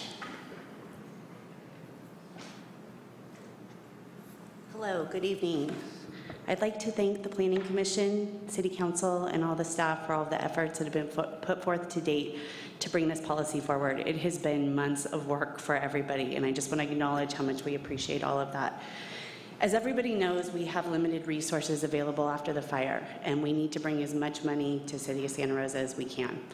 And there have been many businesses that have been in the queue already to try and get their permits obtained through the City of Santa Rosa. And because we're limited on resources, they've had to divide up the resources available, and we've not been able to move these projects through the way that we would like to. So I think it's really important that additional staff be allocated for cannabis operations. I think that there's a lot of jobs that will be brought to the City of Santa Rosa and a lot of tax revenue that can be generated as a result of these businesses moving forward. Adult use.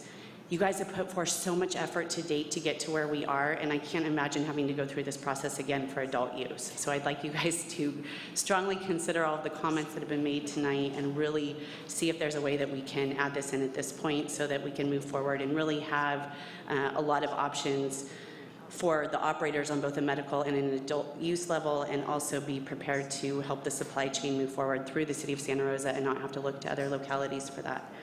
As for manufacturing, a level 2 manufacturing permit requires a CUP under the proposed ordinance. If you look at other similar businesses, other manufacturing businesses, light manufacturing and medium manufacturing, those are allowed with a minor use permit. And I would like you guys to consider doing the same thing for cannabis. City of Santa Rosa has stated on many occasions that we're not going to treat cannabis operators differently. So I think that we need to be able to move these permits through the process. And if we require a CUP on something like that, these operators are going to take a lot longer to get through the process and require more resources and staff from the city. So I'd like to thank you guys again for all of your time and effort and for considering these comments. Thank you. And now I have Julie Terry.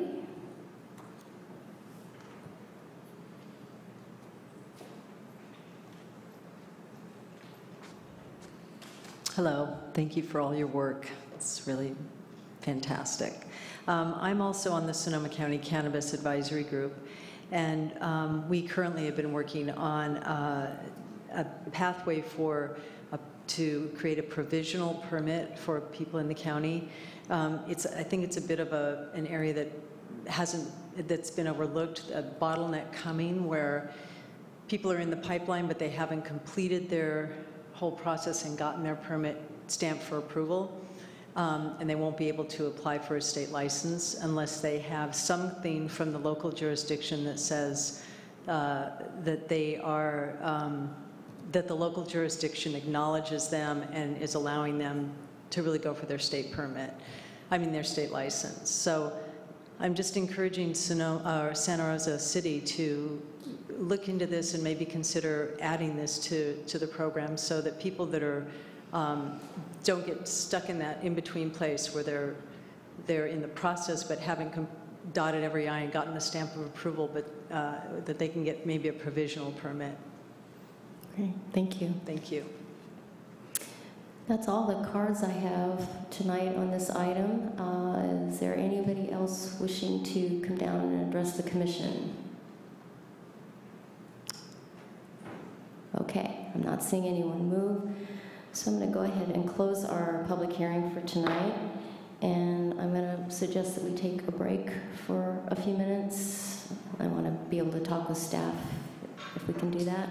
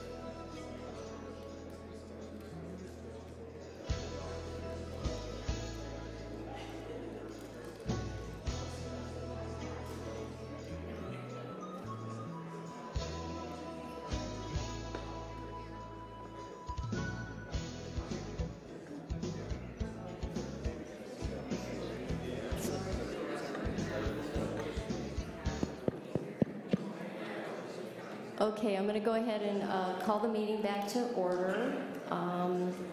So if you wouldn't mind finding a place to sit and quieting down so we can have our discussion.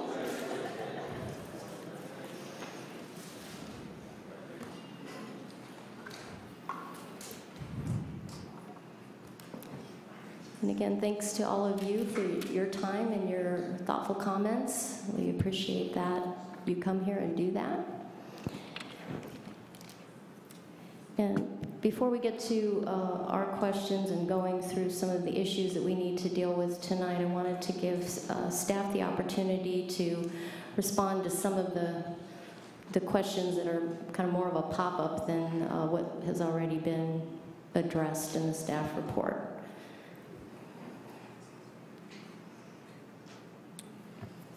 Okay, I might have missed a couple here, but I'll go through ones that I thought needed clarification.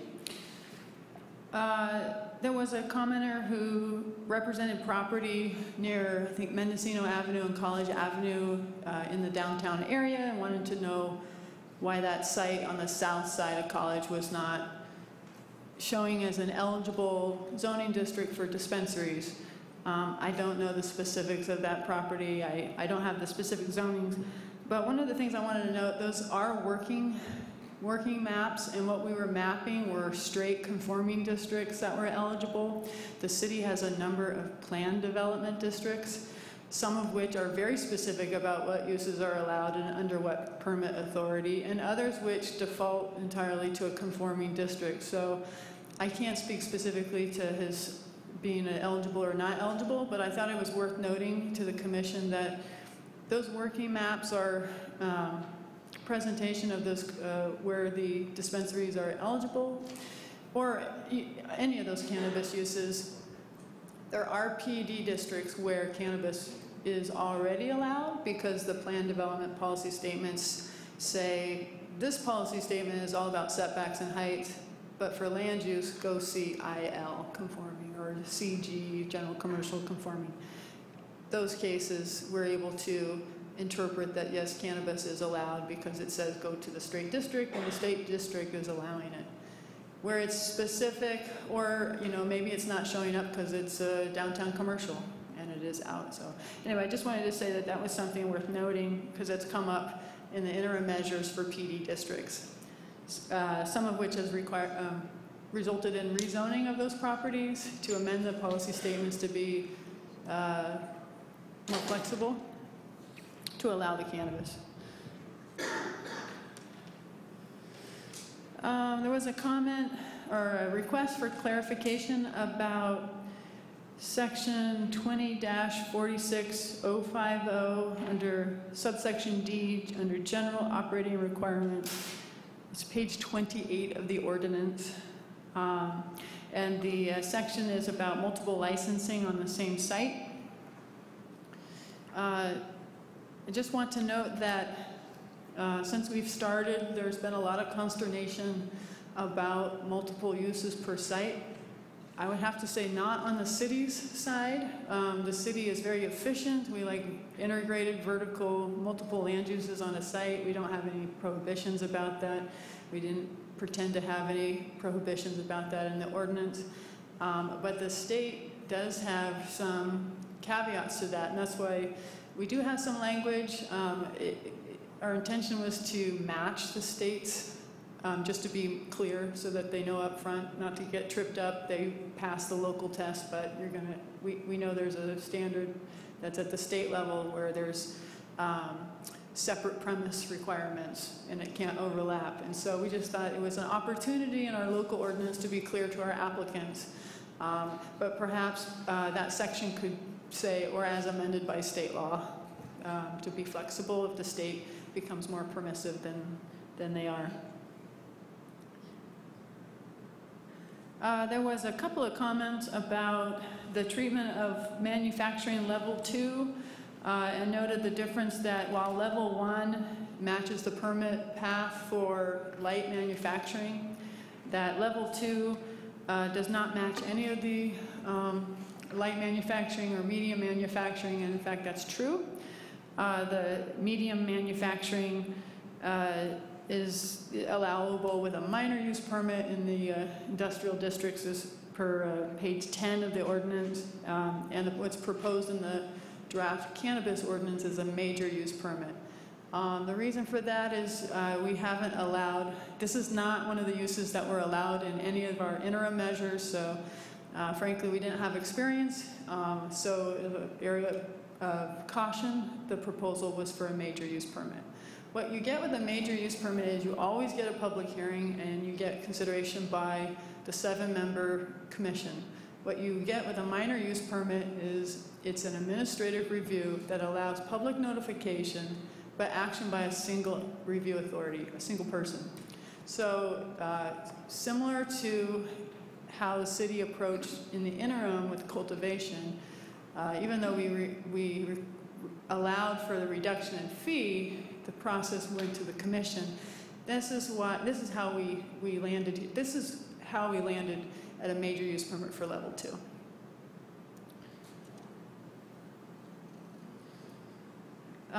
There was a comment or a request to consider, I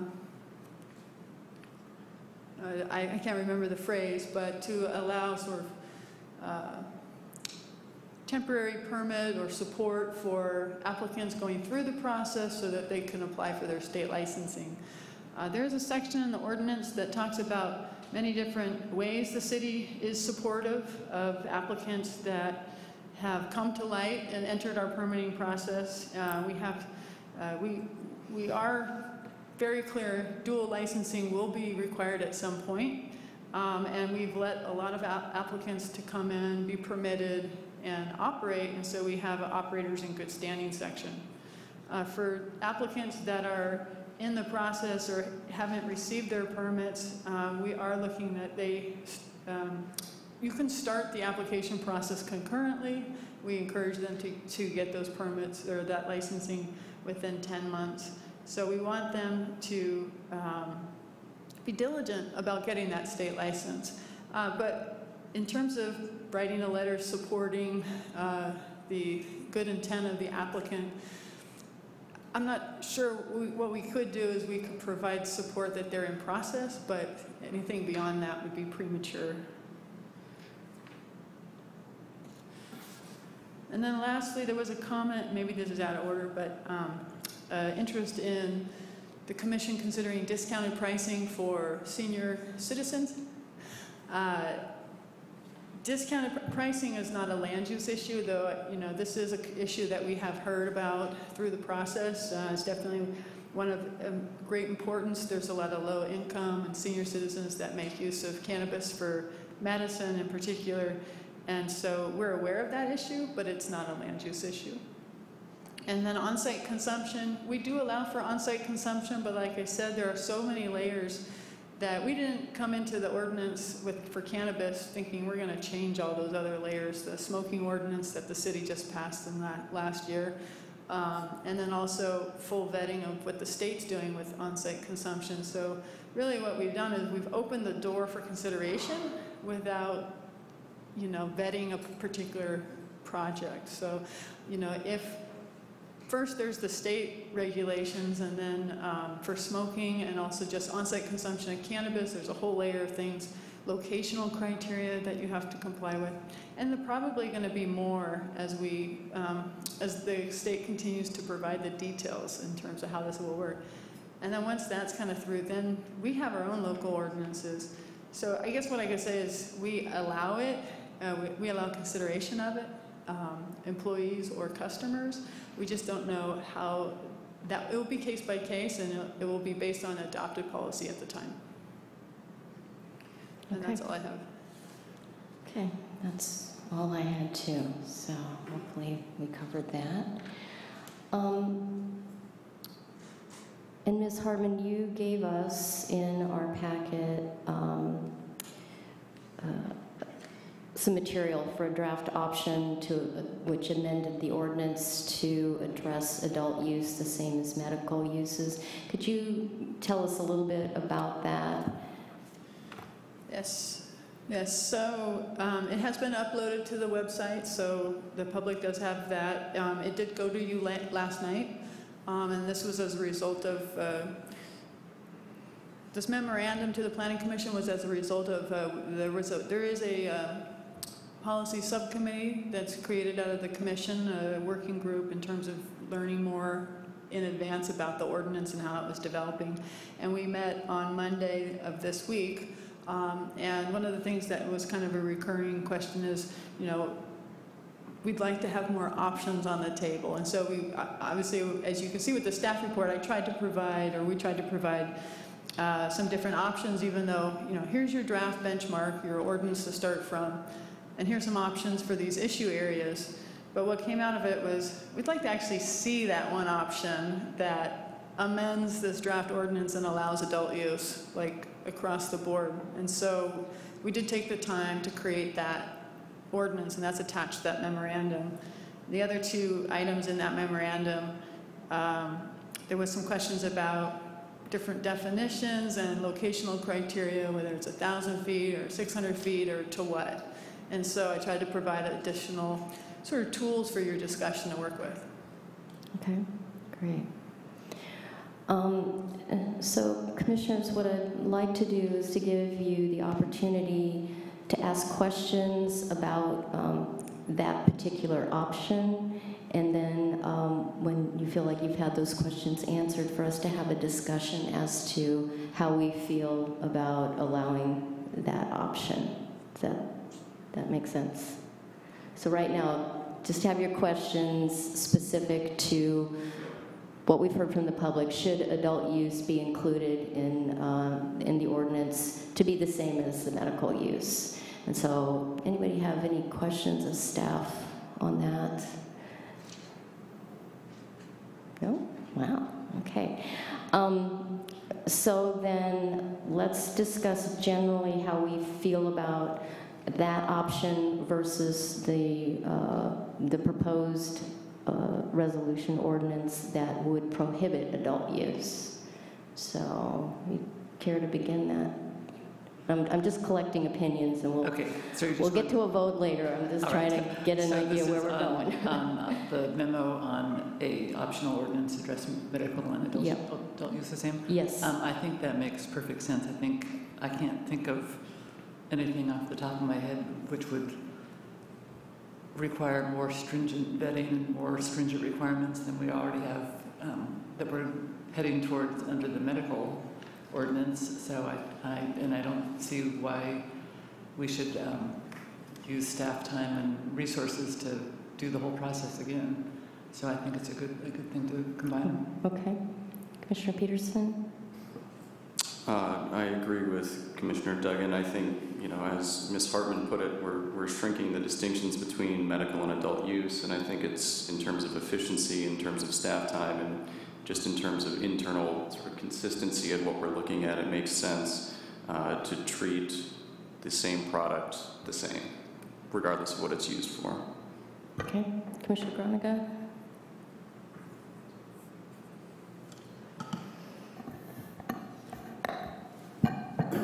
Excuse me. I would concur that I think we're at a point where they seem to mesh well with really based on all the work that staff and the city has done in the past. That I think we're at that point that we can go to adult use.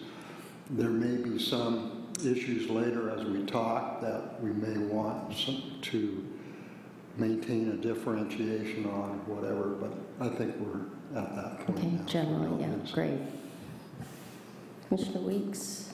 I agree. I think it makes perfect sense. January 1st is coming up, and it just seems much more efficient this way. Yeah.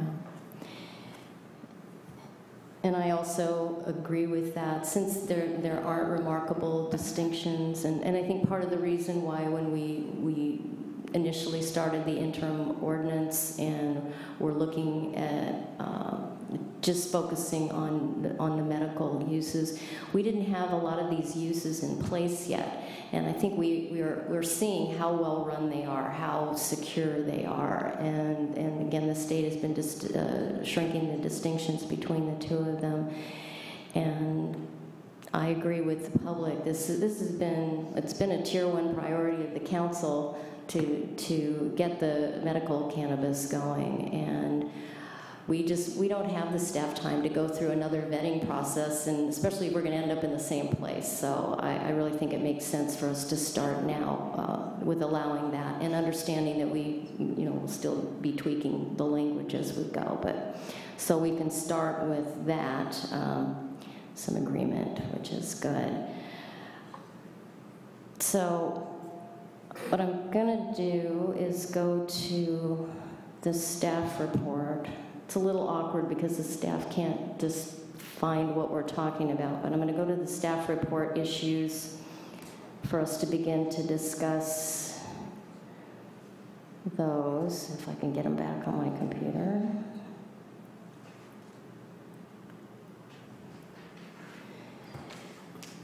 Chair Cisco, what I can do for those that are here and at home watching, those topical areas, we have the presentation slides, I can put those up so people know what the draft ordinance is proposing and what options you're considering.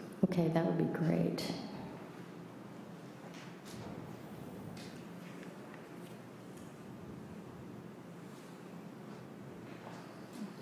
Okay.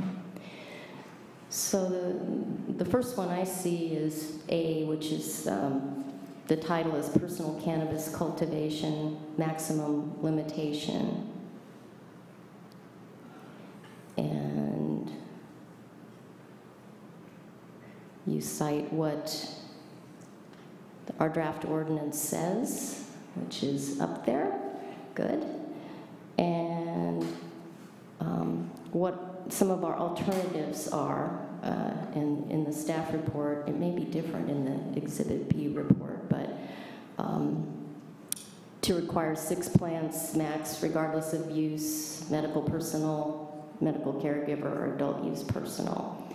So any questions of staff about those in the ordinance, how they're done, any clarifications that anyone wants on those?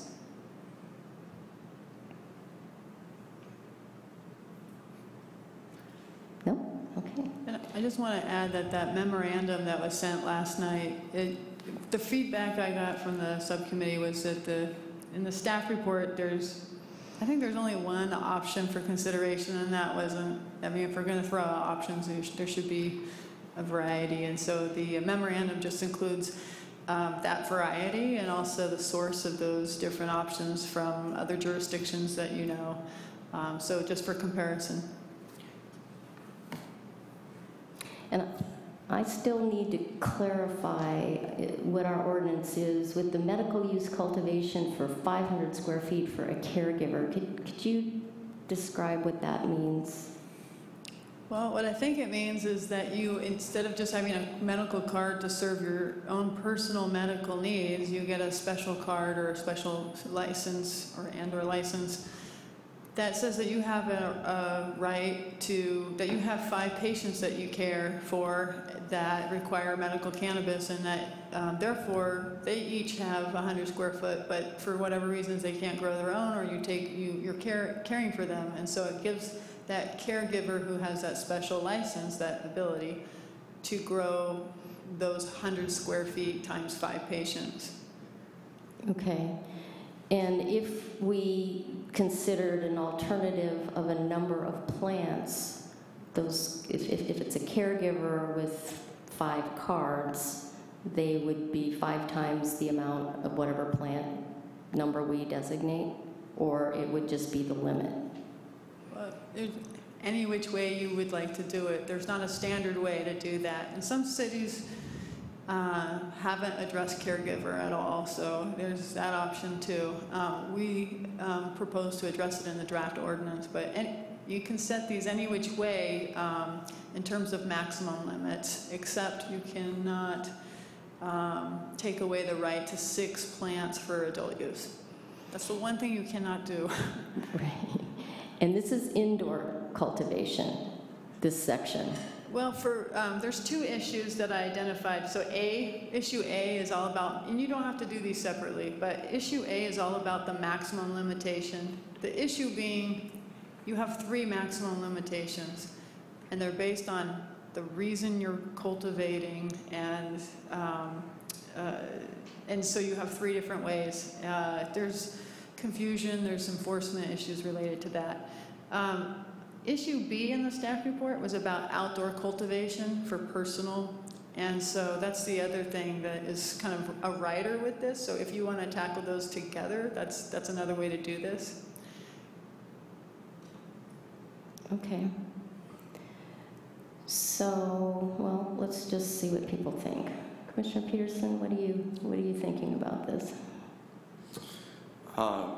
As we talked about it, I actually have a question for staff. It may be a little beyond sort of the staff's typical expertise, but when we're looking at 6 plants versus 100 square feet, how many plants is 100 square feet? Even a range is fine. Oh, I don't know. I just know that what we heard through our public comments, particularly those growing in the 100 square feet. So for example, Sebastopol they do 100 square feet. They don't do the 6 plants cap. At least that's their current ordinance. And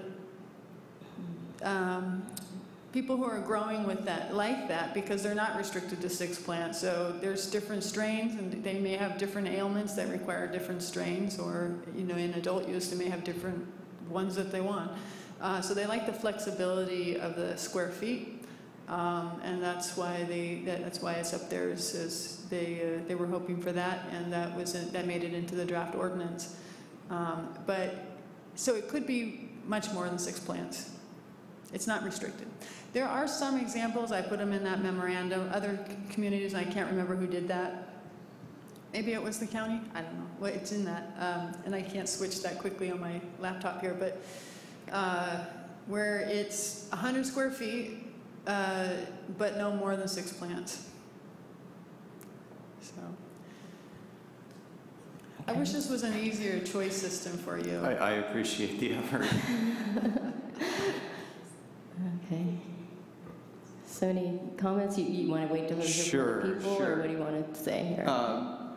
Well, so in general, the public feedback, the correspondence that we got, really.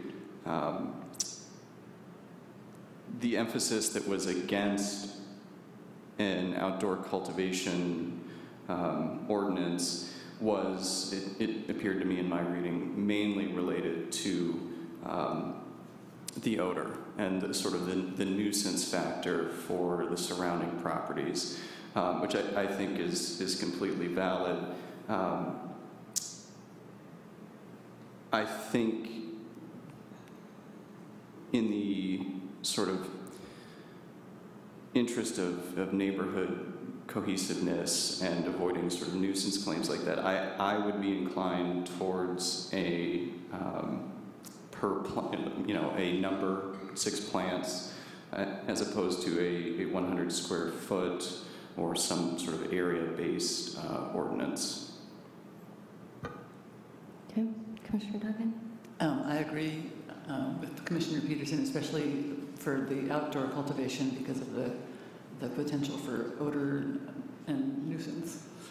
Because it seems to me that I'm not a gardener, but it seems to me that you could plant a lot more than 6 plants in 100 square feet.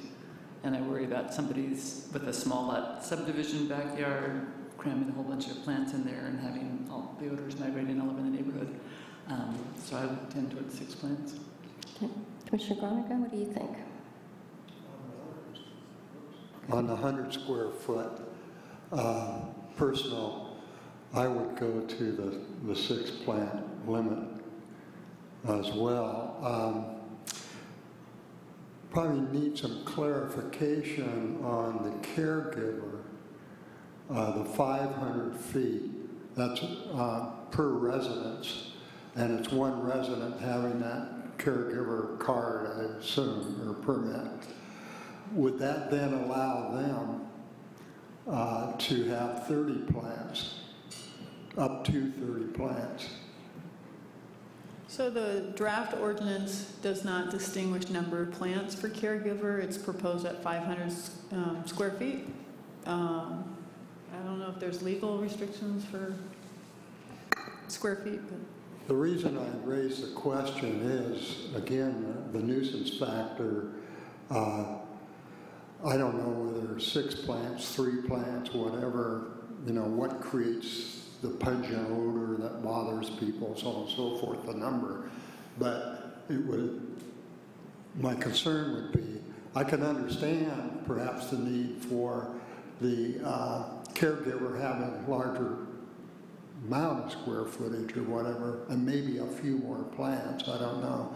But once you start moving above, say 6 plants, whatever, and whatever multiples they may be, I would think then you start to create that potential nuisance factor in outdoor cultivation that would cause problems for those folks as well with their neighbors. That's a concern.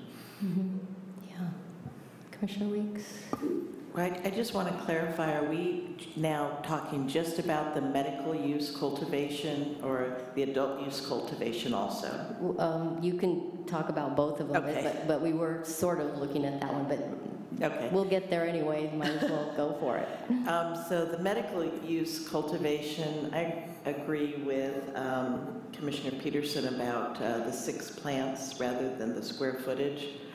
And on the adult use cultivation, I would like to see it lower than 6. I would like to see it 3 plants for the neighborhood issues. Okay. Well, I asked the question of a grower friend of mine, how many plants can you grow in 100 square feet? And he said a lot. So. And I think one of the things that I'm considering is this isn't going to be a police issue. This is going to be a code enforcement issue. And I think we need to make it simple. I'm not very great spatially. Probably shouldn't say that as chair of the planning commission, but 100 square feet, 500 square feet, I can't quite get that, but I can count. So I think it just makes more sense for code enforcement purposes, for the community purposes, to limit it to a number.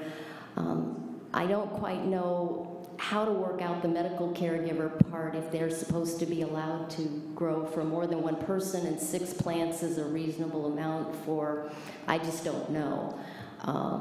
And so then that kind of throws a little wrench into what code enforcement may be asked to look at or consider.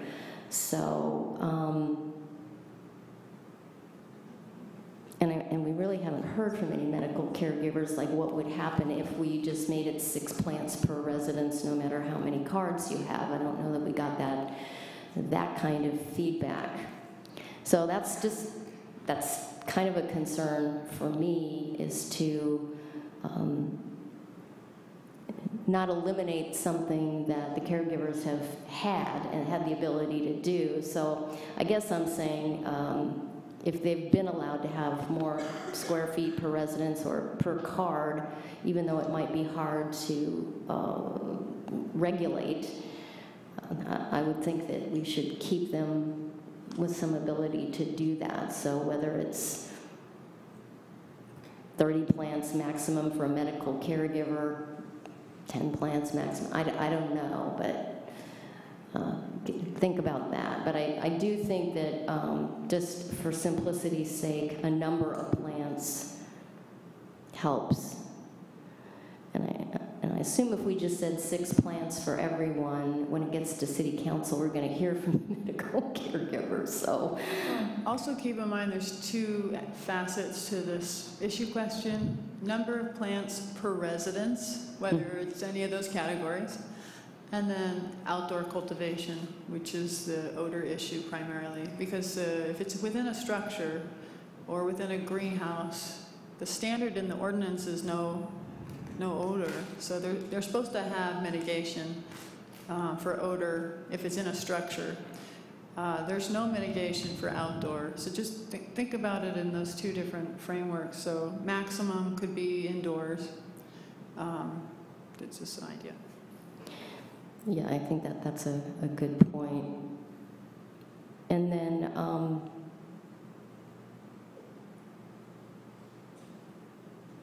we'll take more comments too. We might as well also talk about the outdoor cultivation for personal cannabis. Again, we had so many letters both for this and against this, and really good arguments on both sides in terms of it being difficult in neighborhoods with the odor and the idea of an attractive nuisance, and good comments about, it's expensive to buy from the dispensaries. So I think allowing the outdoor cannabis, I would probably go along with Commissioner Weeks, keep it very small. If other cities have said 3, I think I could go there. And I think the schools have been pretty vocal about the impact to them of having any kind of outdoor cultivation next to school property. And I think that's an important thing for us to talk about also. So, Commissioner Peterson, you want to weigh in on all of that again? And so just to be clear, this is for either medical or personal? Yeah, let's just group them together and decide whether it's going to be plants or no or what.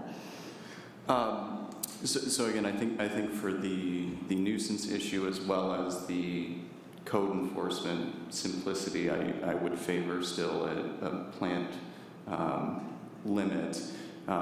It seems that introducing a different standard for indoor cultivation may reintroduce that code enforcement issue. And I think there's, for a number of reasons, including the wildfires recently, code enforcement is going to be stretched probably pretty thin for quite a while. So I think the easier we can make their job, the better. With regard to cultivation near schools, I'm not clear on what the sort of the proposed options are on that.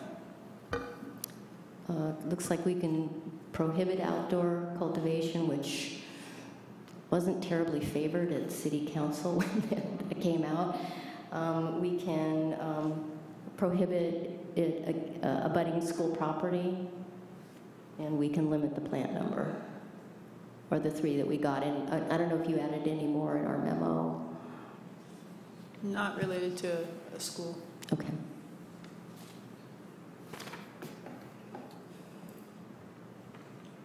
Well, then, with regard to the cultivation near a school, I'm not sure I find the arguments against that very compelling.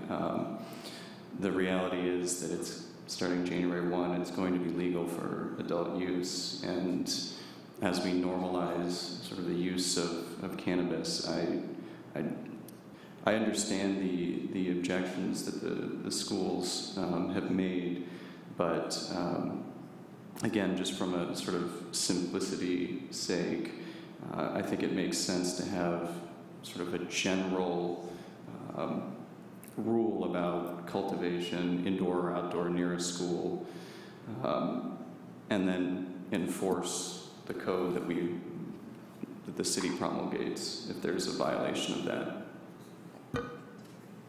Okay, Commissioner Duncan.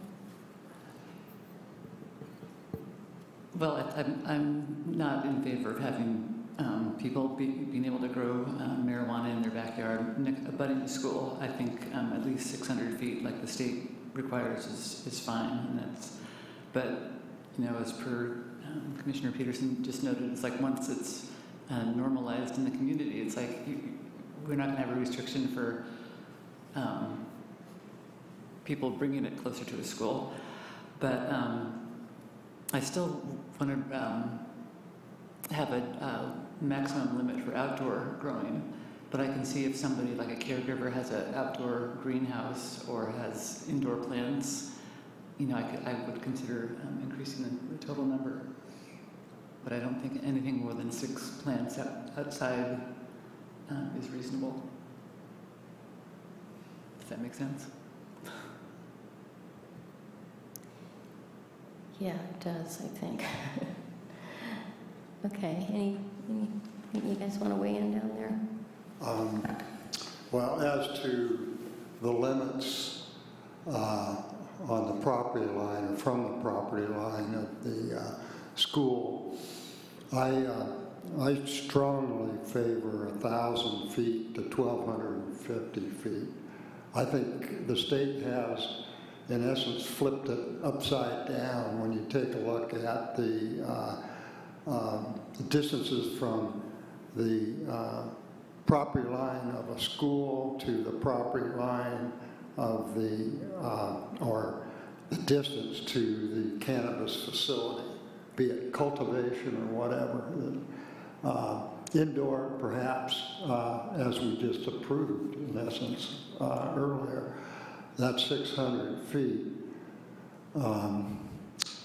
But outdoor cultivation, I think, needs to be at least 1,000 feet, and that I would then take a look at the proximity or those buffer zones on for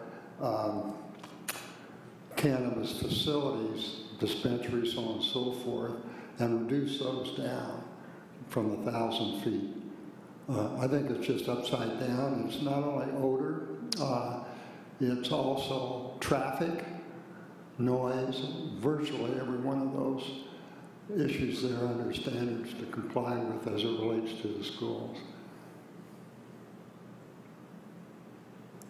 So you're bringing up some stuff that we're also going to have to discuss later, but you're bringing up the setbacks that we're going to also be discussing later. Yeah, I know, but I'm just... Yeah, you're just rolling it on there. Okay, but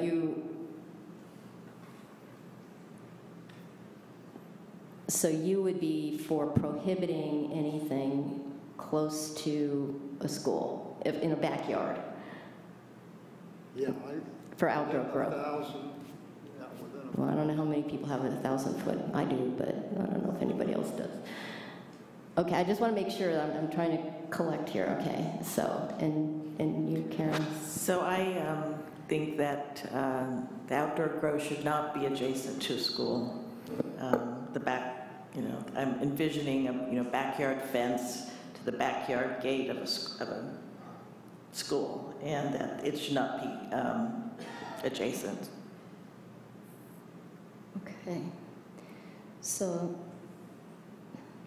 let me just check this out. It sounds like for the maximum limitation per residence, we're all in agreement it should be a number, not square footage.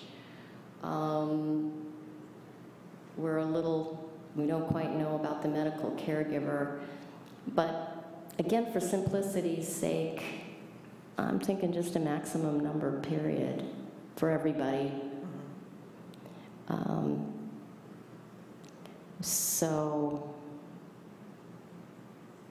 And I guess that would be, it's a little tricky because I kind of wanted it a little bit less on the outdoor cultivation, but this first part also allows outdoor, in a greenhouse or outdoor. Both are allowing outdoors. You mean medical versus adult? Yeah.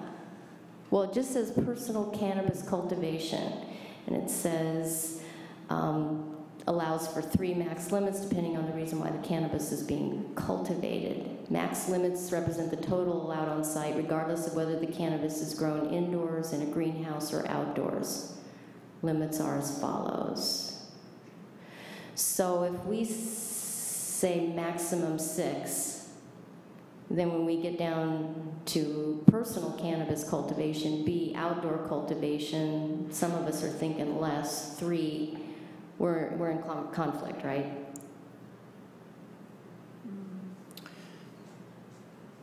I'm not sure I totally follow you, but I'm not sure I totally follow you.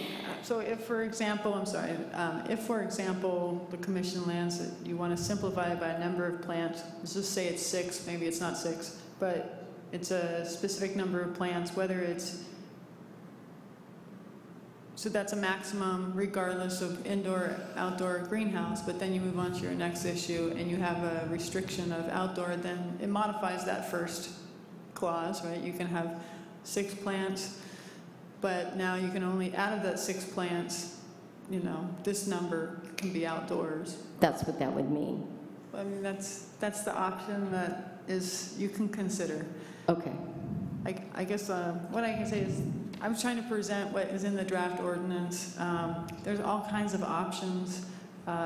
The interest of putting it there is to let you weigh in, and obviously one issue is if there's a justification to simplify it, but be fair, but also sensitive to other comments about sensitive uses. It's not an easy, I don't envy you. It's been difficult all along to deal with this one.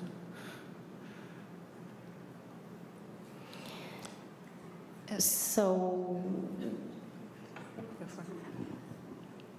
we could. I was just going to comment that that other jurisdictions do make a difference. You know, that they may have a maximum number of plants that can be grown on the property, but only a certain, you know, a subset of that can be outdoors. So in the memo that was provided you last night, for example, Cloverdale will allow 6 plants total, but only 3 outdoors. Windsor apparently will allow up to 6 plants total, but no outdoor cultivation. So you can blend, mix and blend as you like. We can marry these two. Okay. So, sorry to keep putting you guys through this, but I want to make sure I get the votes right and where we're actually heading. So what about that? What would you say for all of that? I am in favor of simplicity, so I would say the more straightforward the ordinance, the better, as in just set a sort of a maximum limit, indoor or outdoor, based on the number of plants. Okay. What I'm taking away from this is it can be a different number for medical versus personal. Is that correct? Well, I think that's what's confusing. It can be if you want to go that direction. I think one of the issues is, and that puts onto code enforcement checking for cards, counting the number of plants per card, and then, you know, adding personal. So it does add that complication. You can provide that, but it does add that complication for code enforcement. Okay, if I'm following the threads, then my position would be a limit based, a plant number based limit, indoor and outdoor, that would be the same for medical or personal. Okay. Does that cover That's it? clear. Okay. That's good. Do you have an idea what you want those numbers to be? It looks like 6 is the requirement. And how many outside maximum? I would keep it 6, indoor or outdoor. Total. Okay. And they can figure out the ratio. Okay. I agree with Commissioner Peterson. I don't want to stipulate that everybody has to grow everything indoors, because I think that is going to tax, you know, some people have substandard electrical boxes and they might have like the hydroponic things and all the accoutrements inside that might not be a good thing to have inside. So I'd like to have a maximum of 6 and not stipulate whether they have to be indoor or outdoor. Okay. How's that sounding so far? If I'm following, you're talking personal, not caregiver. We're talking the whole thing, just per property, 6 as well. Outdoor. total. Yeah. I could live with that. Okay. And Commissioner Weeks. Okay, I'm going to throw a monkey wrench here. Okay. I'd like to see it be up to 6 plants, of which 3 can only be outdoor. So only 3 outdoor. And the rest are just saying 6, whatever ratio. Okay, so that's 4 of us that, that's 4 of us that would be willing to do that. And what about the prohibition about growing it next to a school? That would force it indoors if you're abutting a school. You could still have 6 plants. Do we want to put that prohibition in? Yeah. Duggan does. I have a question. Yes. So that'd be indoor all, outdoor none. If you're next to a school. Is a greenhouse considered indoor or outdoor? It's considered indoor. Okay, thank you. Okay, so where are you with that? I think it should not abut a school. Okay. Should not abut a school. Should not abut a school. No outdoor school growing next to a school. Right. And that's where you are? Indoor, okay, outdoors. No, okay. So that leaves 4 of us again that would be for that. And you're okay with that, Commissioner Peterson? I'm okay with that. Okay. Okay. So,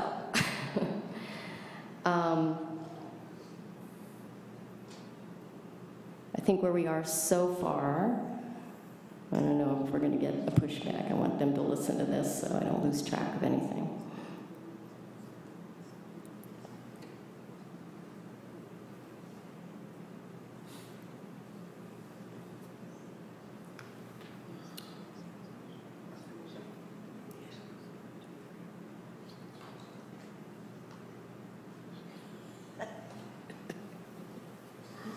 Okay, so I just want to, what I think I'm hearing as our amendments, first of all, we will be amending the resolution and the draft ordinance to include personal use, adult use. In the cultivation part, we're going to allow 6 plants maximum per residence, indoor or outdoor, with the exception that there can't be any outdoor plants abutting a school property. Does that sound like what we said? Okay. Great.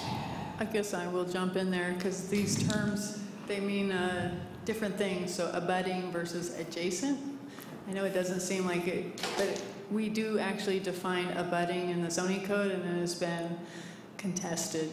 I saw that But it's today. defined, and it's defined very generously because abutting will include 2 zoning district boundaries touching, or so you could have a situation where the school is across a creek channel, for example, and that would match our term abutting.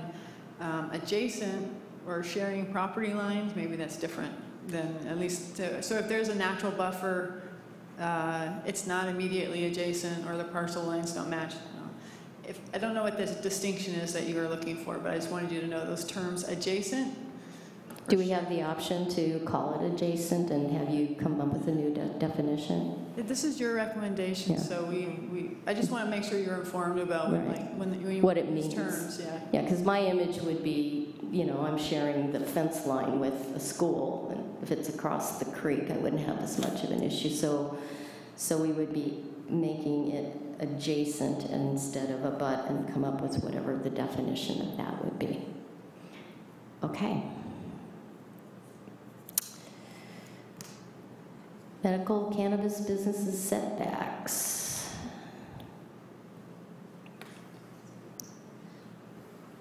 So our draft ordinance allows all license types, requires a 600 setback to K through 12 school for a retail dispensary or micro business with retail component. No setbacks are applied to any of the other commercial cannabis businesses. And so this is where your issue, part of your issue is going to come up, Commissioner Veronica.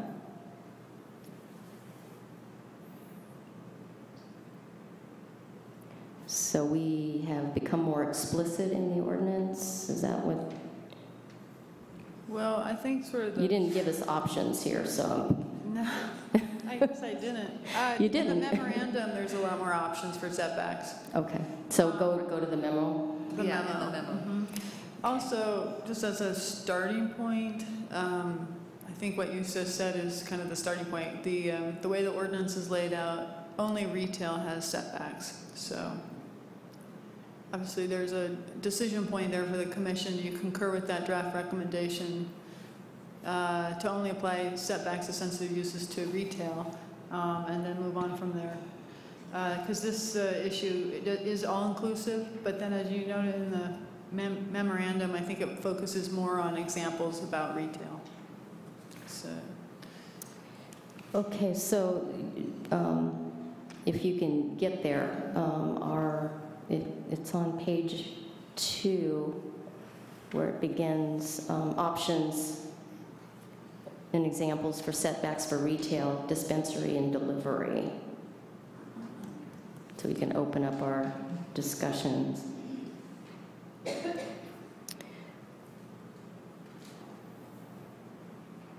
So, Commissioner Groninger, you had some opinions about this.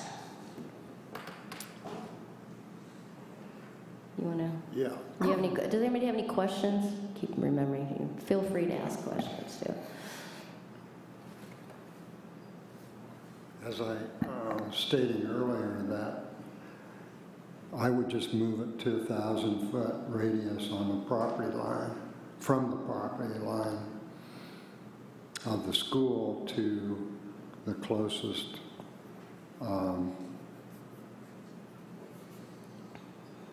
retail dispensary and delivery, or quite frankly, any cannabis, commercial cannabis facility. Okay, so you're talking anything, even though we don't really have it that way. Okay, and what about you, Commissioner Weeks? I'd like to see it be 1,000-foot setback. And also, Claire, in your examples, you talked about County of Sonoma is including drug or alcohol treatment facility. And I wondered if that had ever been discussed in any of the subcommittee meetings, because I would like to see that added. Yes, all of these setbacks were discussed over a series of meetings, and we provided worksheets, just like I showed about the 1,000-foot and the 600 feet. We also had plotted our drug rehab centers,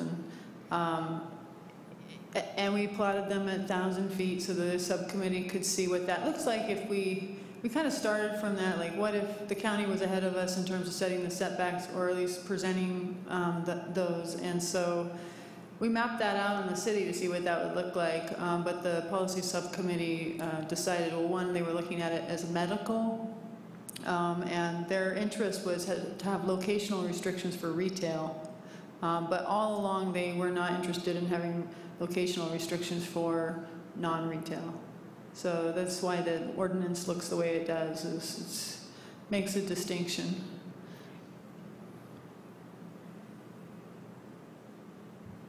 Commissioner Duggan? I can agree with 1,000 feet for the retail component, but this does not apply to the distance between dispensaries, correct? This is just for what's listed here, any public or private school, park, child care center, drug or alcohol treatment facility, smoke shop or similar facility selling drug paraphernalia, and then the residential zoning district. But we could stipulate something different between dispensaries. Is that correct? I mean, it's all available. This has been noticed broadly, so this is an ordinance that you're commenting on and presenting a recommendation to the City Council, and then your way in as well. Okay. So my job tonight was to present the ordinance and tell you the background of how we got there. But in the spirit of providing options to help inform your discussions, I wanted to provide those examples. So that one example in the memorandum for the county, they do have a number of restrictions. Those were discussed through the policy subcommittee, but I just wanted you to be informed of that those were considered. Can I ask a question before we continue? We have some existing dispensaries. How far away from schools are they? We can put those back up on the, we have those mapped. Okay. So I can put those back up. But were we using a 600-foot radius at the time? Because that was a long time ago that the ones that we have were approved. You know, I think it was 500 feet in the dispensary ordinance. I just looked at 500 feet from the school? I think it might have been 500 feet. I don't think this is on. I can double check the 2005 ordinance. I think it was 500 feet. But I can get to the map, and what we did map here is 600 feet. So But right next to it, you can see the 1,000-foot buffer. I don't know if that's helpful. Also, what came up is you said you have challenges with square footage and spatial, and that came up a lot, like what is 600 feet and 1,000 feet, and just being downtown here, it's 600 feet to Courthouse Square from the chambers, and it's 1,000 feet to the corner market. So just to give you an idea of what that difference is. And when we talked with citizen groups or schools, we tried to provide that type of meaningful, like this is what it is, because sometimes it's very, you think it's a lot closer than it is or a lot farther. So we tried to help with that. Let's see.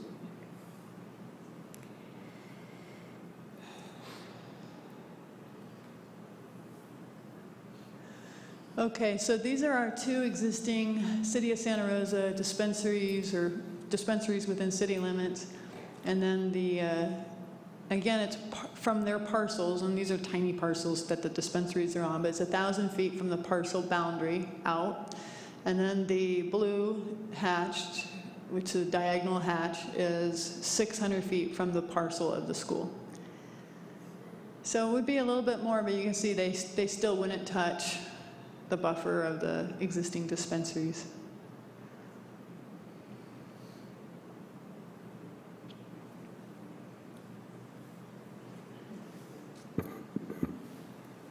The existing dispensaries, however, would be grandfathered in. That's correct. Mm-hmm.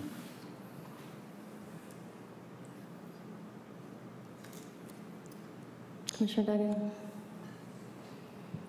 I can support 1,000 feet as the option. Okay.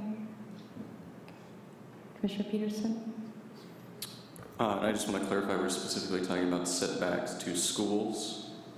Yeah. Okay. And with that in mind, looking at our options, I would use the state definition for school as opposed to the City of Santa Rosa. City of Santa Rosa definition of school appears to include a lot of stuff that probably don't have the same public policy concerns, like correspondence schools and vocational schools. I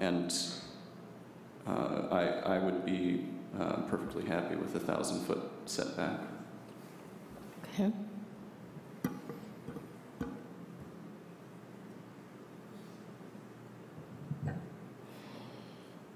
And when we were working on the prior, in the interim ordinance, we went with the 600 feet for manufacturing, right? We weren't really dealing with retail there. There are no setback requirements for our interim. It's been confusing, so I'll explain. Proximity to residences triggers a pre-application neighborhood meeting. It doesn't mean you can't be right next door. It triggers public participation and notice. The only setback that's in our interim outside of the 2005 dispensary ordinance is the 600 feet to school as defined by the state for retail, which we aren't allowing outside of this comprehensive ordinance. So there aren't setbacks to specific uses in our interim measures, except for the 2005 dispensary ordinance. Does that make sense? No? Okay. No, I'm just confused. But it sounds like what I'm hearing from commissioners is they're comfortable with a 1,000-foot setback using the state definition of schools. Keep it simple. And this is for retail, right? For retail is what we're under. And medical and adult, or you haven't gotten to that? I know there was a broad movement to allow both, but... Yeah, this is additional options, examples, setbacks for retail, dispensary, and delivery. I don't know where the personal use one is. No, I don't think we ran out on Exhibit B, but maybe there's... Oh, yeah. Yeah, see... What's confusing? It's confusing because later on we have under issues medical retail.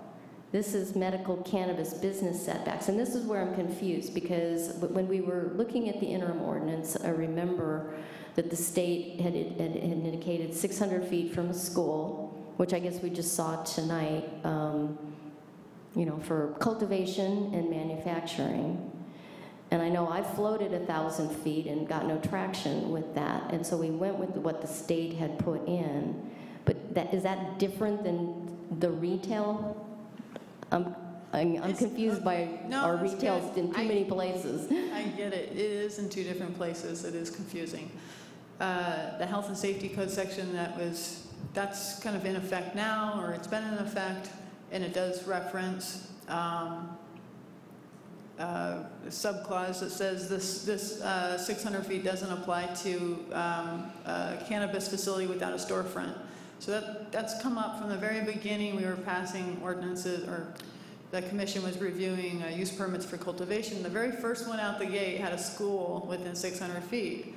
But the statute at the time said that's okay if it doesn't have a storefront. So we presented that, and we've been with that statute ever since. What has happened is in SB 94, and maybe some follow-up to that, is the default has now that they've mixed adult use and medical, or integrated the two into one massive state law framework, there is a default that says 600 feet to, and I think I have it, it's in the memo, I think, 600 feet to a school, this is defined by the state, youth facility or youth center, and one other thing, and a daycare center, which is 15 kids or more. That's the default if the local jurisdiction doesn't say anything.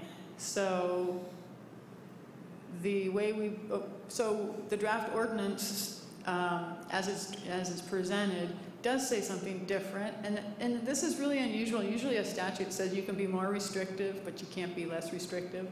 This statute was written in a way so that a local ordinance could be less restrictive. We could be different, and so the proposal before you is different. It's less restrictive, so all the non-retail stuff is much less restrictive because it doesn't have that 600 feet applied to all, just universally. And it honors the one piece, the 600 feet to a school, but not the youth center and not the daycare center. That's how it's proposed to you tonight. It's less restrictive than the state default, but that's allowable. And I would just clarify, both the state law and our interim ordinances only have the setback to retail and delivery. So if you don't have a storefront, you're not doing delivery, you're not subject to the setback under state law or our current ordinances. So the ones that we have approved haven't had storefronts, and so we're not going to run into the non-conforming issue that we were concerned about by taking this step. And if those same businesses wanted to incorporate adult use retail or medical retail, they would be out of compliance or wouldn't be allowed to do that based on if there wasn't enough of a setback. Is that right? And they know that. They know that, okay. Yeah, they know that. So if they are a cultivator or manufacturer and they're within 600 feet of a school, they know that based on state law and the local ordinance interim and as drafted, that they won't be able to have a storefront within 600 feet of that school. Okay. So, okay. Why I'm wrestling with this is I don't want to see non-conforming uses. That was a big issue. I just lost my train of thought, but I'm just struggling with, okay, we're going to make it more prohibitive to establish these businesses, but they will be in a better position to convert to retail or add retail in, because we haven't gotten to the retail part, right? Okay. I think I know what I'm talking about. It's okay. Let's go with 1,000 feet using the state definition. Could we get one clarification? Sure. The discussion 1,000 feet to a school, was that for non-retail? Well, this is where it says setbacks for retail, dispensary, and delivery, C, under your memo. I don't know what it is. Under the staff memo, report, yeah. I'm not good at going back and forth on this computer. It says medical cannabis business setbacks, 600 feet or 1,000 feet. Okay, I think the confusion is in the staff report, which isn't followed up with the memo at all. Right. The staff report follows up on a later one, which is retail setbacks. Okay. So we just kind of hit this early, I think, but that one is, the question is, do you want a setback for a non-retail? We're not proposing one in the ordinance. That's kind of the question in the staff report. And then we move on, there's ethanol, and that is a discussion piece. And then we move on to setbacks for retail. Those are really two different camps the way that has been seen and processed and conversed about. So we kind of split those two apart. But this one was just on the table of, the proposal does not have setbacks and wants to continue to do that, is how it's presented. Okay. So we're sticking with 1,000 feet? Is that, I mean, do you hear what the distinction is? Well, when I supported the 1,000 feet, it was for retail. For dispensaries, not for the, okay, so that's what we need to be clear. For the things that we've permitted already that don't have to have a setback. I think indoor growing that doesn't have any discernible odors doesn't need a setback. Because 1,000 feet to a non-retail, you will have legal non-conforming with the uses that we've approved in the last 18 months. Because we did not apply anything close to that setback. We applied 0 setback. So anything that's within that setback would be legal non-conforming. So what you're saying is you were talking about retail, which we haven't gotten to yet, and keeping it the way that we've been approving things with no setback. Well, except that memo did note that it was for dispensaries, for retail. I know. Yeah. So that's what's confusing me. My comment was based on. And the word retail is very. I don't want to apply setbacks for what for what we've been approving. Permitting. Yeah. Okay. What about you, Commissioner Peterson? My comments were also related specifically to retail. So the setback would only relate to the retail as it regards schools as defined by the state. It would not apply to any of the other cultivation, distribution. So not in favor of changing that part of the ordinance. Is that clearing things up for everybody? Are we okay with just leaving that one and then we'll work on 1,000 feet of retail? Great, okay, good. Okay, so I'm going back to the staff report because that makes more sense to me. And I think our next issue is D, energy use alternatives. You want to say something about that, Claire? It was just one of many issues that came up, and I didn't want to ignore it.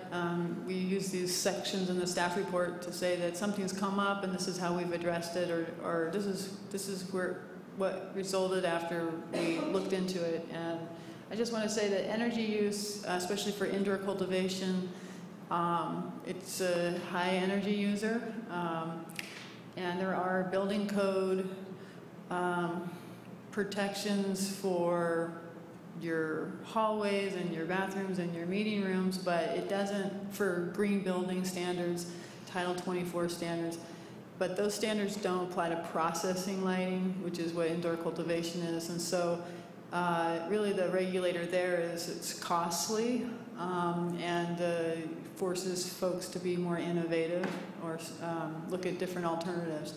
But this was actually raised early on in the process in the policy subcommittee meetings, and the committee didn't want to attach to that something that specific and that restrictive to this industry that they are wanting to bring out, no pun intended, to the light.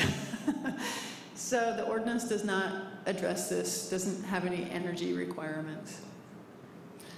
So there isn't anything in there now. And there isn't anything in there now, and that's, it was considered, but it was not included on purpose, just to let the market dictate that they need to get smarter about energy use, because we have a finite supply, or they need to look into renewables, but they let the idea was to let the industry find its way with it as opposed to mandating it. But I wanted to put that up there because just to honor that that was an issue that came up. And this also ends up being another hurdle in the application process and perhaps makes it take longer, et cetera. Okay. Yeah, go for it. So if we did apply what the alternative for consideration that the county, I guess, has done, that would mean that we would immediately have all these legal non-conforming people that we've already conditioned, correct? Well, in this ordinance, there is a sort of catch-up clause, and I don't know if we'll find it, but in the ordinance it says that because the city was able to bring in interim applicants, we wanted to do that to be permissive, but not, I mean, we were still learning, and so there's a sort of catch-up clause that the policy subcommittee wanted us to put in there that would bring operational requirements like annual fire inspections, and you need to go get a Department of Health permit. Those are things that are in our ordinance that haven't been in our interim ordinances. The catch-up clause says you need, once you are up and running and you're getting your dual licensing, now you need to conform to current operational requirements through this ordinance. We didn't have those before, but those are things that can be applied later. Locational stuff you can't apply later. But operational stuff, or the need to go get all your other layers of permits that now we know what they need, or now we have clarified that we want them to get those, we can through the ordinance, have them catch up to that. So energy would be one. I don't know how we would exactly do that, but that would be one of those operational requirements that they would have to catch up with if you added it.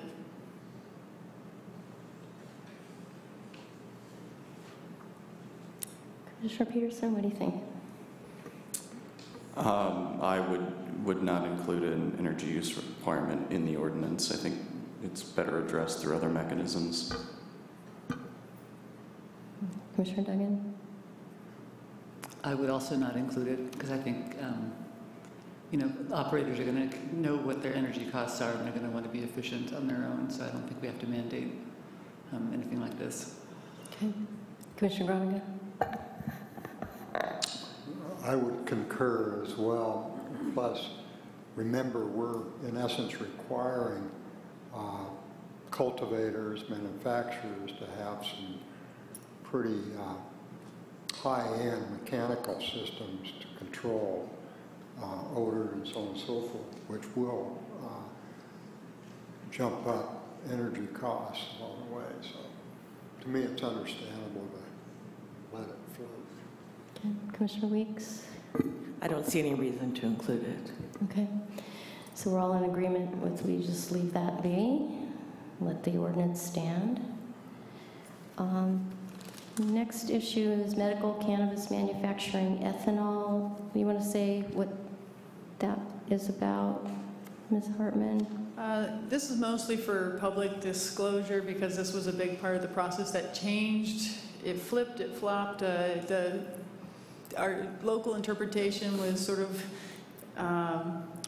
in the wind of a changing state law, if you will. And so I just wanted to say that where we are at today is that this issue of ethanol winterization, which happens at the very end of most extraction processes, most manufacturing that needs to finish their product uses ethanol in limited quantities to winterize, and that finally the state is going to be more specific, especially with these upcoming requirements, that it will be allowed in a type 6 or level 1 manufacturing. The problem is until they did that, SB 94 put ethanol, just a generic category, into type or level 2. and volatile, but they've since said, okay, winterization is a little different. It's this finishing, closing process, and so that's going to be okay in the non-volatile level 1. The verdict's still out at the state for ethanol within processing, so we've kind of left our ordinance definitions somewhat open-ended. We don't actually explicitly say it's level 2, but currently it's level 2 until the state either allows us to make our own judgment on the ethanol in the main part of extraction, or they specify and confirm with these upcoming regulations. Anything to add on that? Okay. Okay.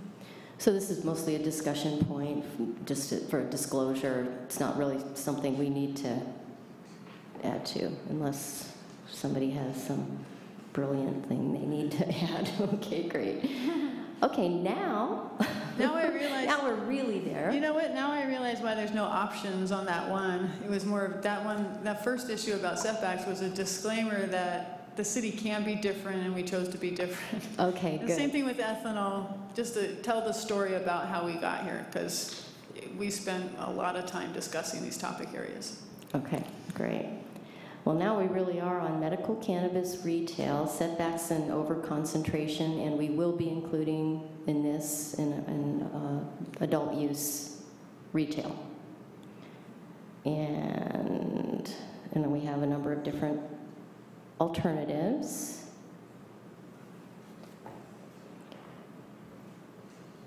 So, sure.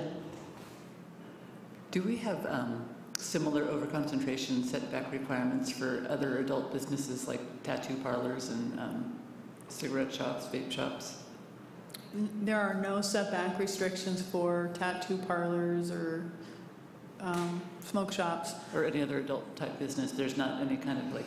adult businesses, there are setbacks. There's locational setbacks. Well, as far as overconcentration setbacks, like limits between how close people can locate? There's overconcentration setbacks for adult businesses, also for community care facilities. So that does exist in our zoning code for other uses.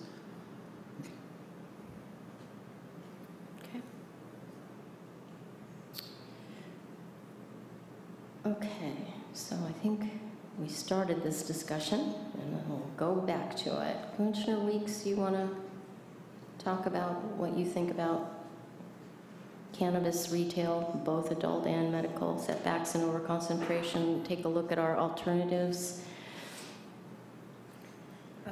Well, I think it should be, the setback should be 1,000 feet for both. So 1,000... Medical and adult use. 1,000 feet between them and 1,000... And 1,000 feet between the schools. From schools. Which I think the only change from what you have written is to increase it from 600 to 1,000 with the schools, because you already have it as 1,000 between the businesses. Is that correct?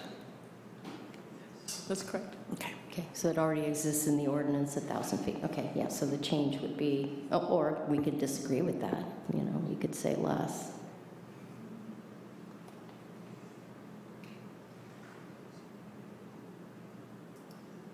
Are you ready, Commissioner Garner? You want me to come back to you? Okay. Commissioner Duggan. So we're just considering these alternatives on the in the staff report. Mm-hmm. I don't know if I want to like prescribe a distance requirement between dispensaries. I like the idea of having some sort of merit-based thing and having a total cap on the number citywide, but not restricting where they are located beyond the specified zones. But I do want to have the larger setback, 1,000 feet for schools and youth facilities, drug rehab centers, daycare centers. And I don't know what the total number would be that I put the cap for the total number of both medical and personal use, but I'm open to ideas. Commissioner Peterson, what do you think? So with regard again to both medical and adult retail setback, I think it is perfectly reasonable to have a 1,000-foot setback as it applies to schools. I'm a little bit more skeptical with having sort of a blanket setback for retail to retail. I think the goal would always be to reward the quality of the applicant rather than sort of the timing. At the same time, I think there is the concern about overconcentration and the desire to preserve sort of a mixed area of businesses rather than just sort of a row of dispensaries, a row of retail outlets. The goal would be to integrate them into sort of the commercial landscape the way you would in Railroad Square and have a bar and a restaurant and shopping. Those are obviously in tension, especially pending the final system for allocating licensing. So I'm inclined at this point to keep a setback, but keep the setback between retail at or below 600 feet.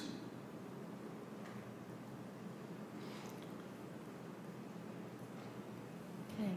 Commissioner Veronica, and you're saying 1,000 feet to schools, but not drug rehab, daycare, et cetera, just schools as defined by state? Correct, just schools as defined by the state. Okay. And same for you, or you want to go broader than that? Well, no, I said the 1,000-foot to schools and drug rehab and daycare and all the other things. You want all the other ones? Yes.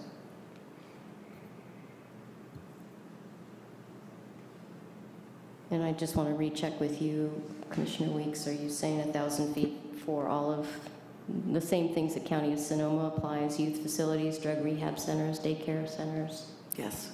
Okay. Commissioner Browning, you ready now? Now, this is where I was alluding to a while ago in terms of state having things upside down. I'd be more willing to be a bit more lenient for the retail, the 1,000 foot. I could see it dropping it to 500, something of that sort. So you'd be in favor of dropping it? Yeah, as long as they're 1,000 feet away from the school.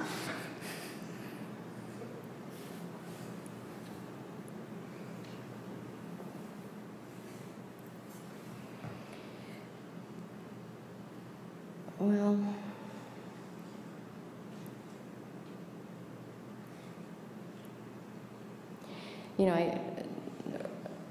I appreciated the difference, the 1,000 feet between the facilities.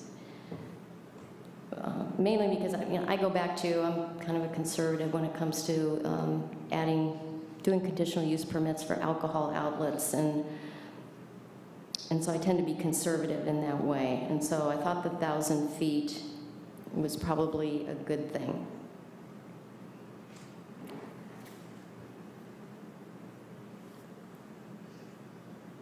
But I kind of see that the state is using more the 600 number, and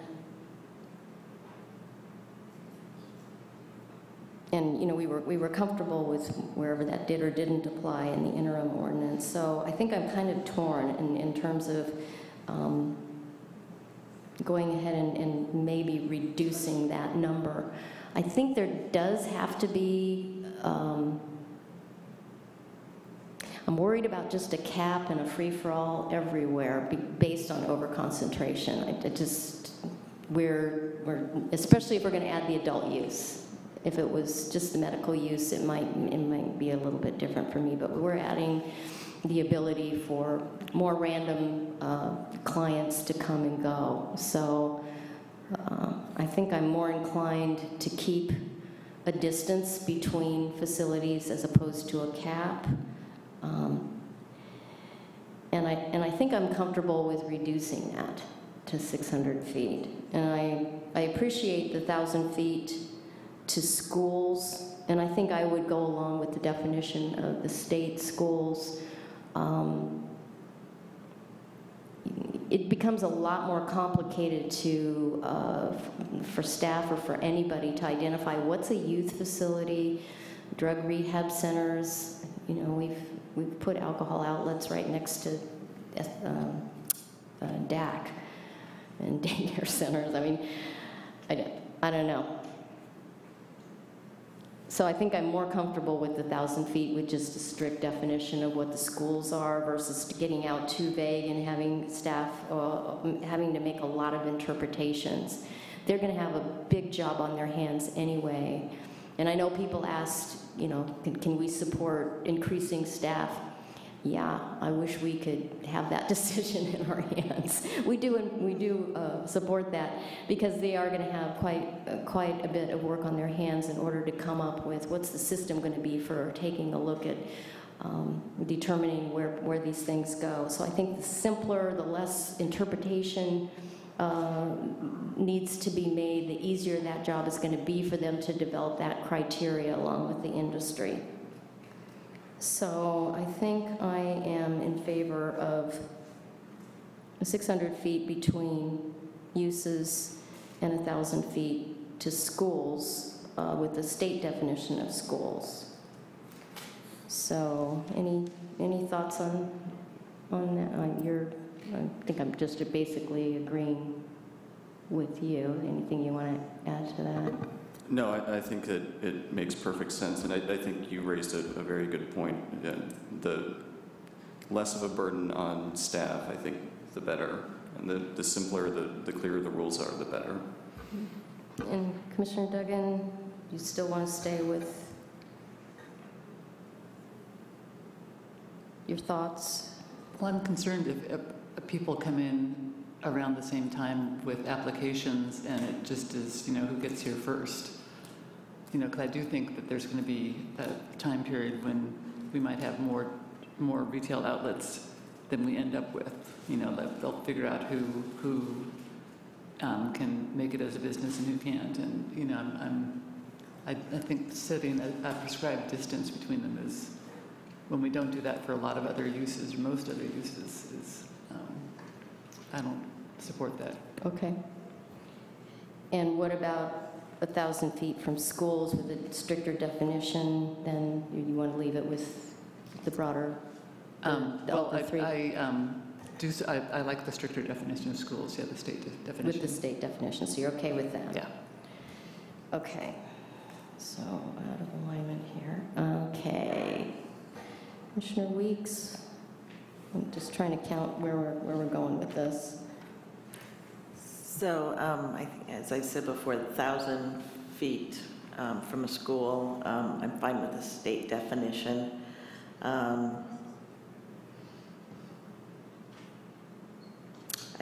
do think we should keep it as 1,000 feet between dispensaries. Okay.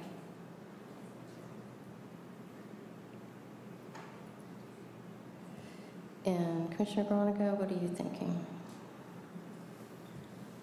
1,000 feet state definition of schools and 600 feet between facilities. Okay.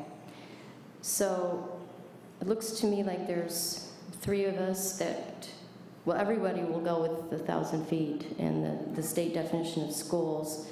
Three of us are willing to go to 600 feet. So we might be adding it in that way as a friendly amendment. And Ms. Hartman, when this gets to council, are you going to be capturing that there might have been some lack of alignment in terms of our votes? We've been pretty agreeable up to this point, but yes. Just yes, Commissioner Weeks and Commissioner Duggan have some differing ideas. Would that be presented to council so that they're, yes, if we're able to? I'll do my best. Okay. Okay. Okay.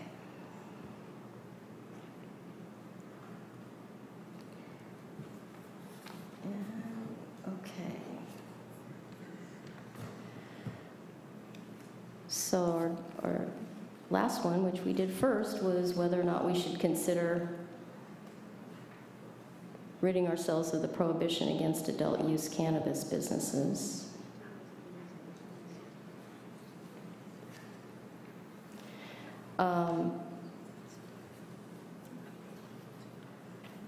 And Ms. Hartman, can you go through, you did give us alternatives for consideration. I'm wondering if you captured those in your draft. What do we need to know about the draft that you did of having the ordinance include adult use, beyond how we might be amending it here? Okay, so I think best, considering everything that you have discussed and the straw vote moves that you're moving in, we'll work with the option ordinance that's attached to the memo that you got last night. That was the sort of blanket, revise that draft ordinance to allow adult and medical the same. It's amended to be the same with the two exceptions I noted, age of patron and being explicit in their use permit for retail that they are one or the other or both, so we can track it for tax purposes, of course. And then the sections that, I mean, what we can do then is through your direction that's clear to staff is amend that option, that draft ordinance, to reflect where you differ from that draft ordinance. And one was under personal cultivation, and what I heard was a maximum of 6 per residence, could be indoor or outdoor, personal or caregiver, medical or adult use, but maximum of 6 per residence in terms of maximum limit. And that might not be the verbiage we put in there, but that's the direction. And then in terms of outdoor personal cultivation, prohibit outdoor if adjacent a school. I don't think we defined it, but if we can stay consistent with as defined by the state, K to 12. So make those 2 amendments.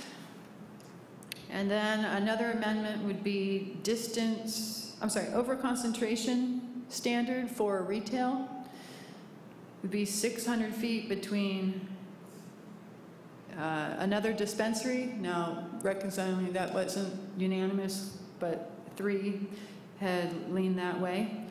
And another amendment being the setback to a school as defined by the state being 1,000 feet. And really, that's it. Those are the things that were different than the proposed as amended, right? Great, that's all I have. Okay, that's all I have. Yes, please do. I've got one question, and this I should have asked this like probably hours ago, but it's on page 34 of Exhibit A, which is the first draft ordinance, and I don't think it changed on the amended one, but it's number 7, so it's 20-46.080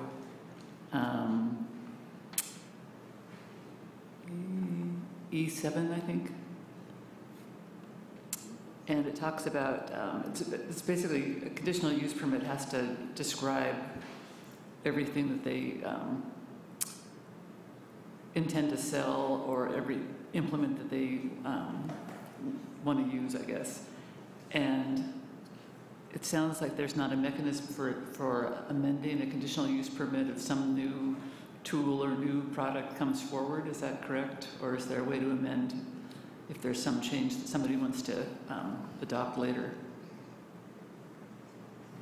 Yeah, so just for clarification, it's page 34 of that. I'm looking at the option ordinance that we're working with. It's page 34,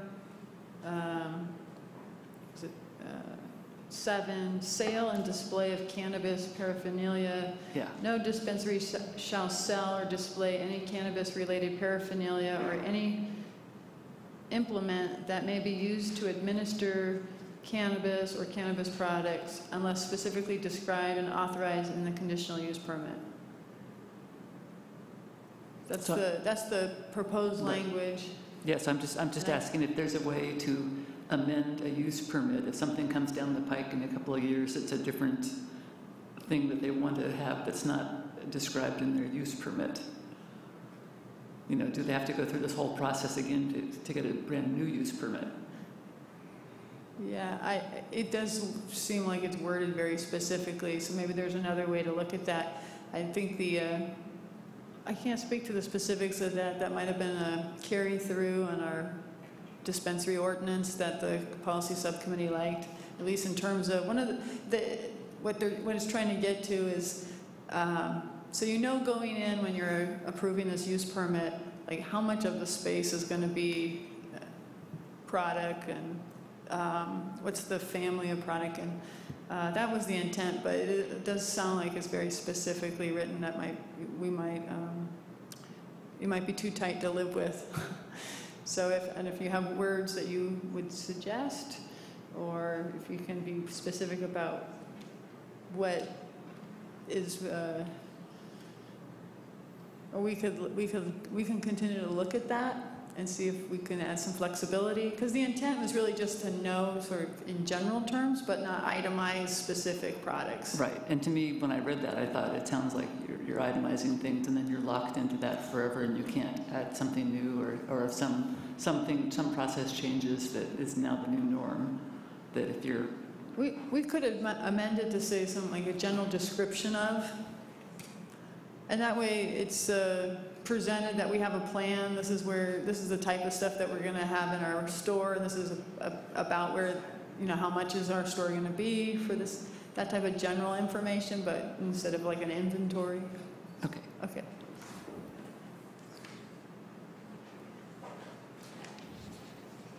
And does anybody have any other, that was a good suggestion, a good catch, anything that we haven't discussed? Commissioner Weeks.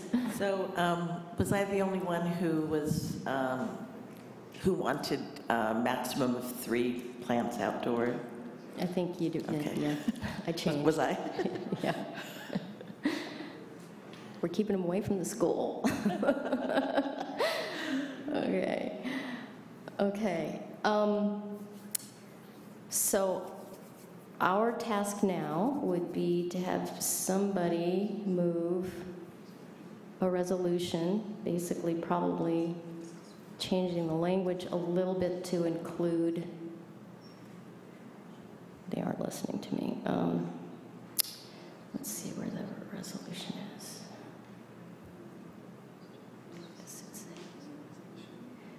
Yeah, she did a draft ordinance, but not a resolution.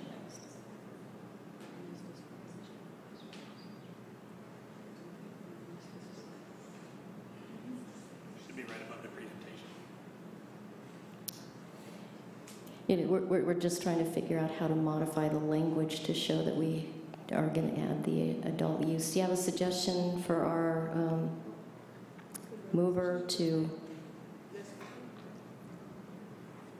And let me just ask this with our Rosenberg's rules. Do we have to go through the friendly amendment process, or can the mover go ahead and just include these things that we decided on a straw vote? That would be the more efficient way? Okay. Yes, the mover can include all of this. Okay, great. Can you do that?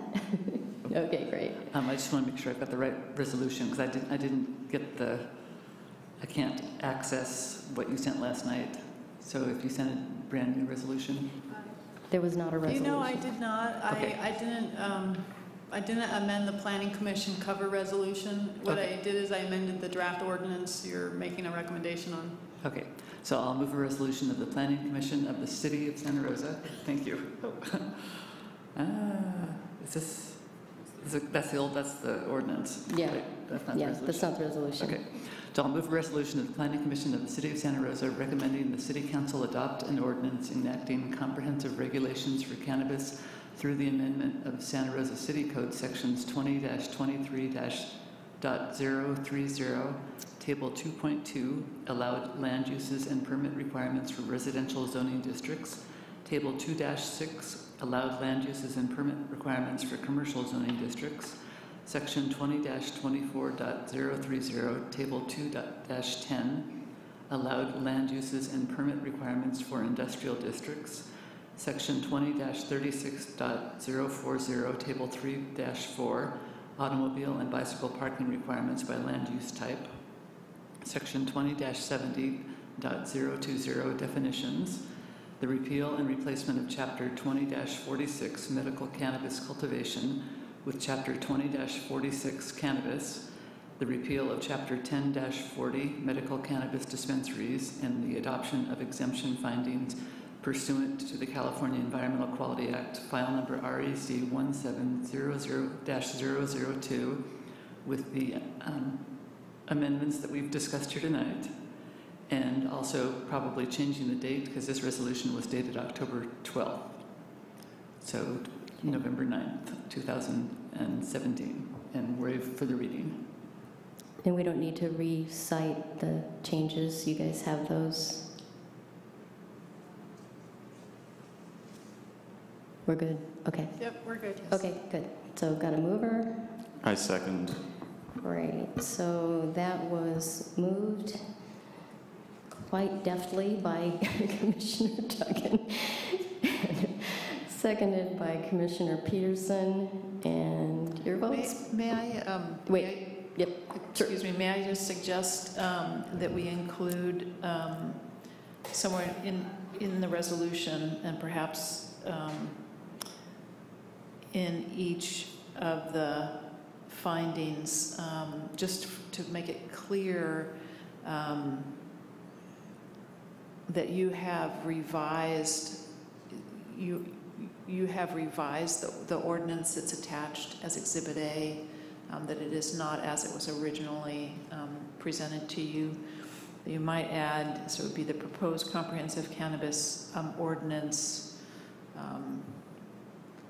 with amendments, maybe just with amendments as set forth, and then on the rest. I don't have an exact way to word that, but I think it would be helpful to have the resolution itself indicate that you have made specific revisions. Maybe it's just as revised.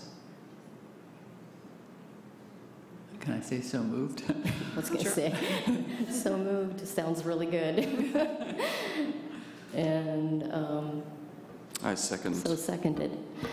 Okay, so again, that resolution was moved with amendments and revisions by Commissioner Duggan, seconded by Commissioner Peterson, and your votes, please.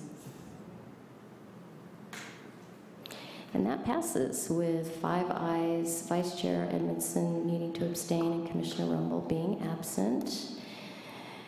And with that, I'll close our meeting tonight in honor and memory of our very good friend and former Vice Chair, Sean Paper.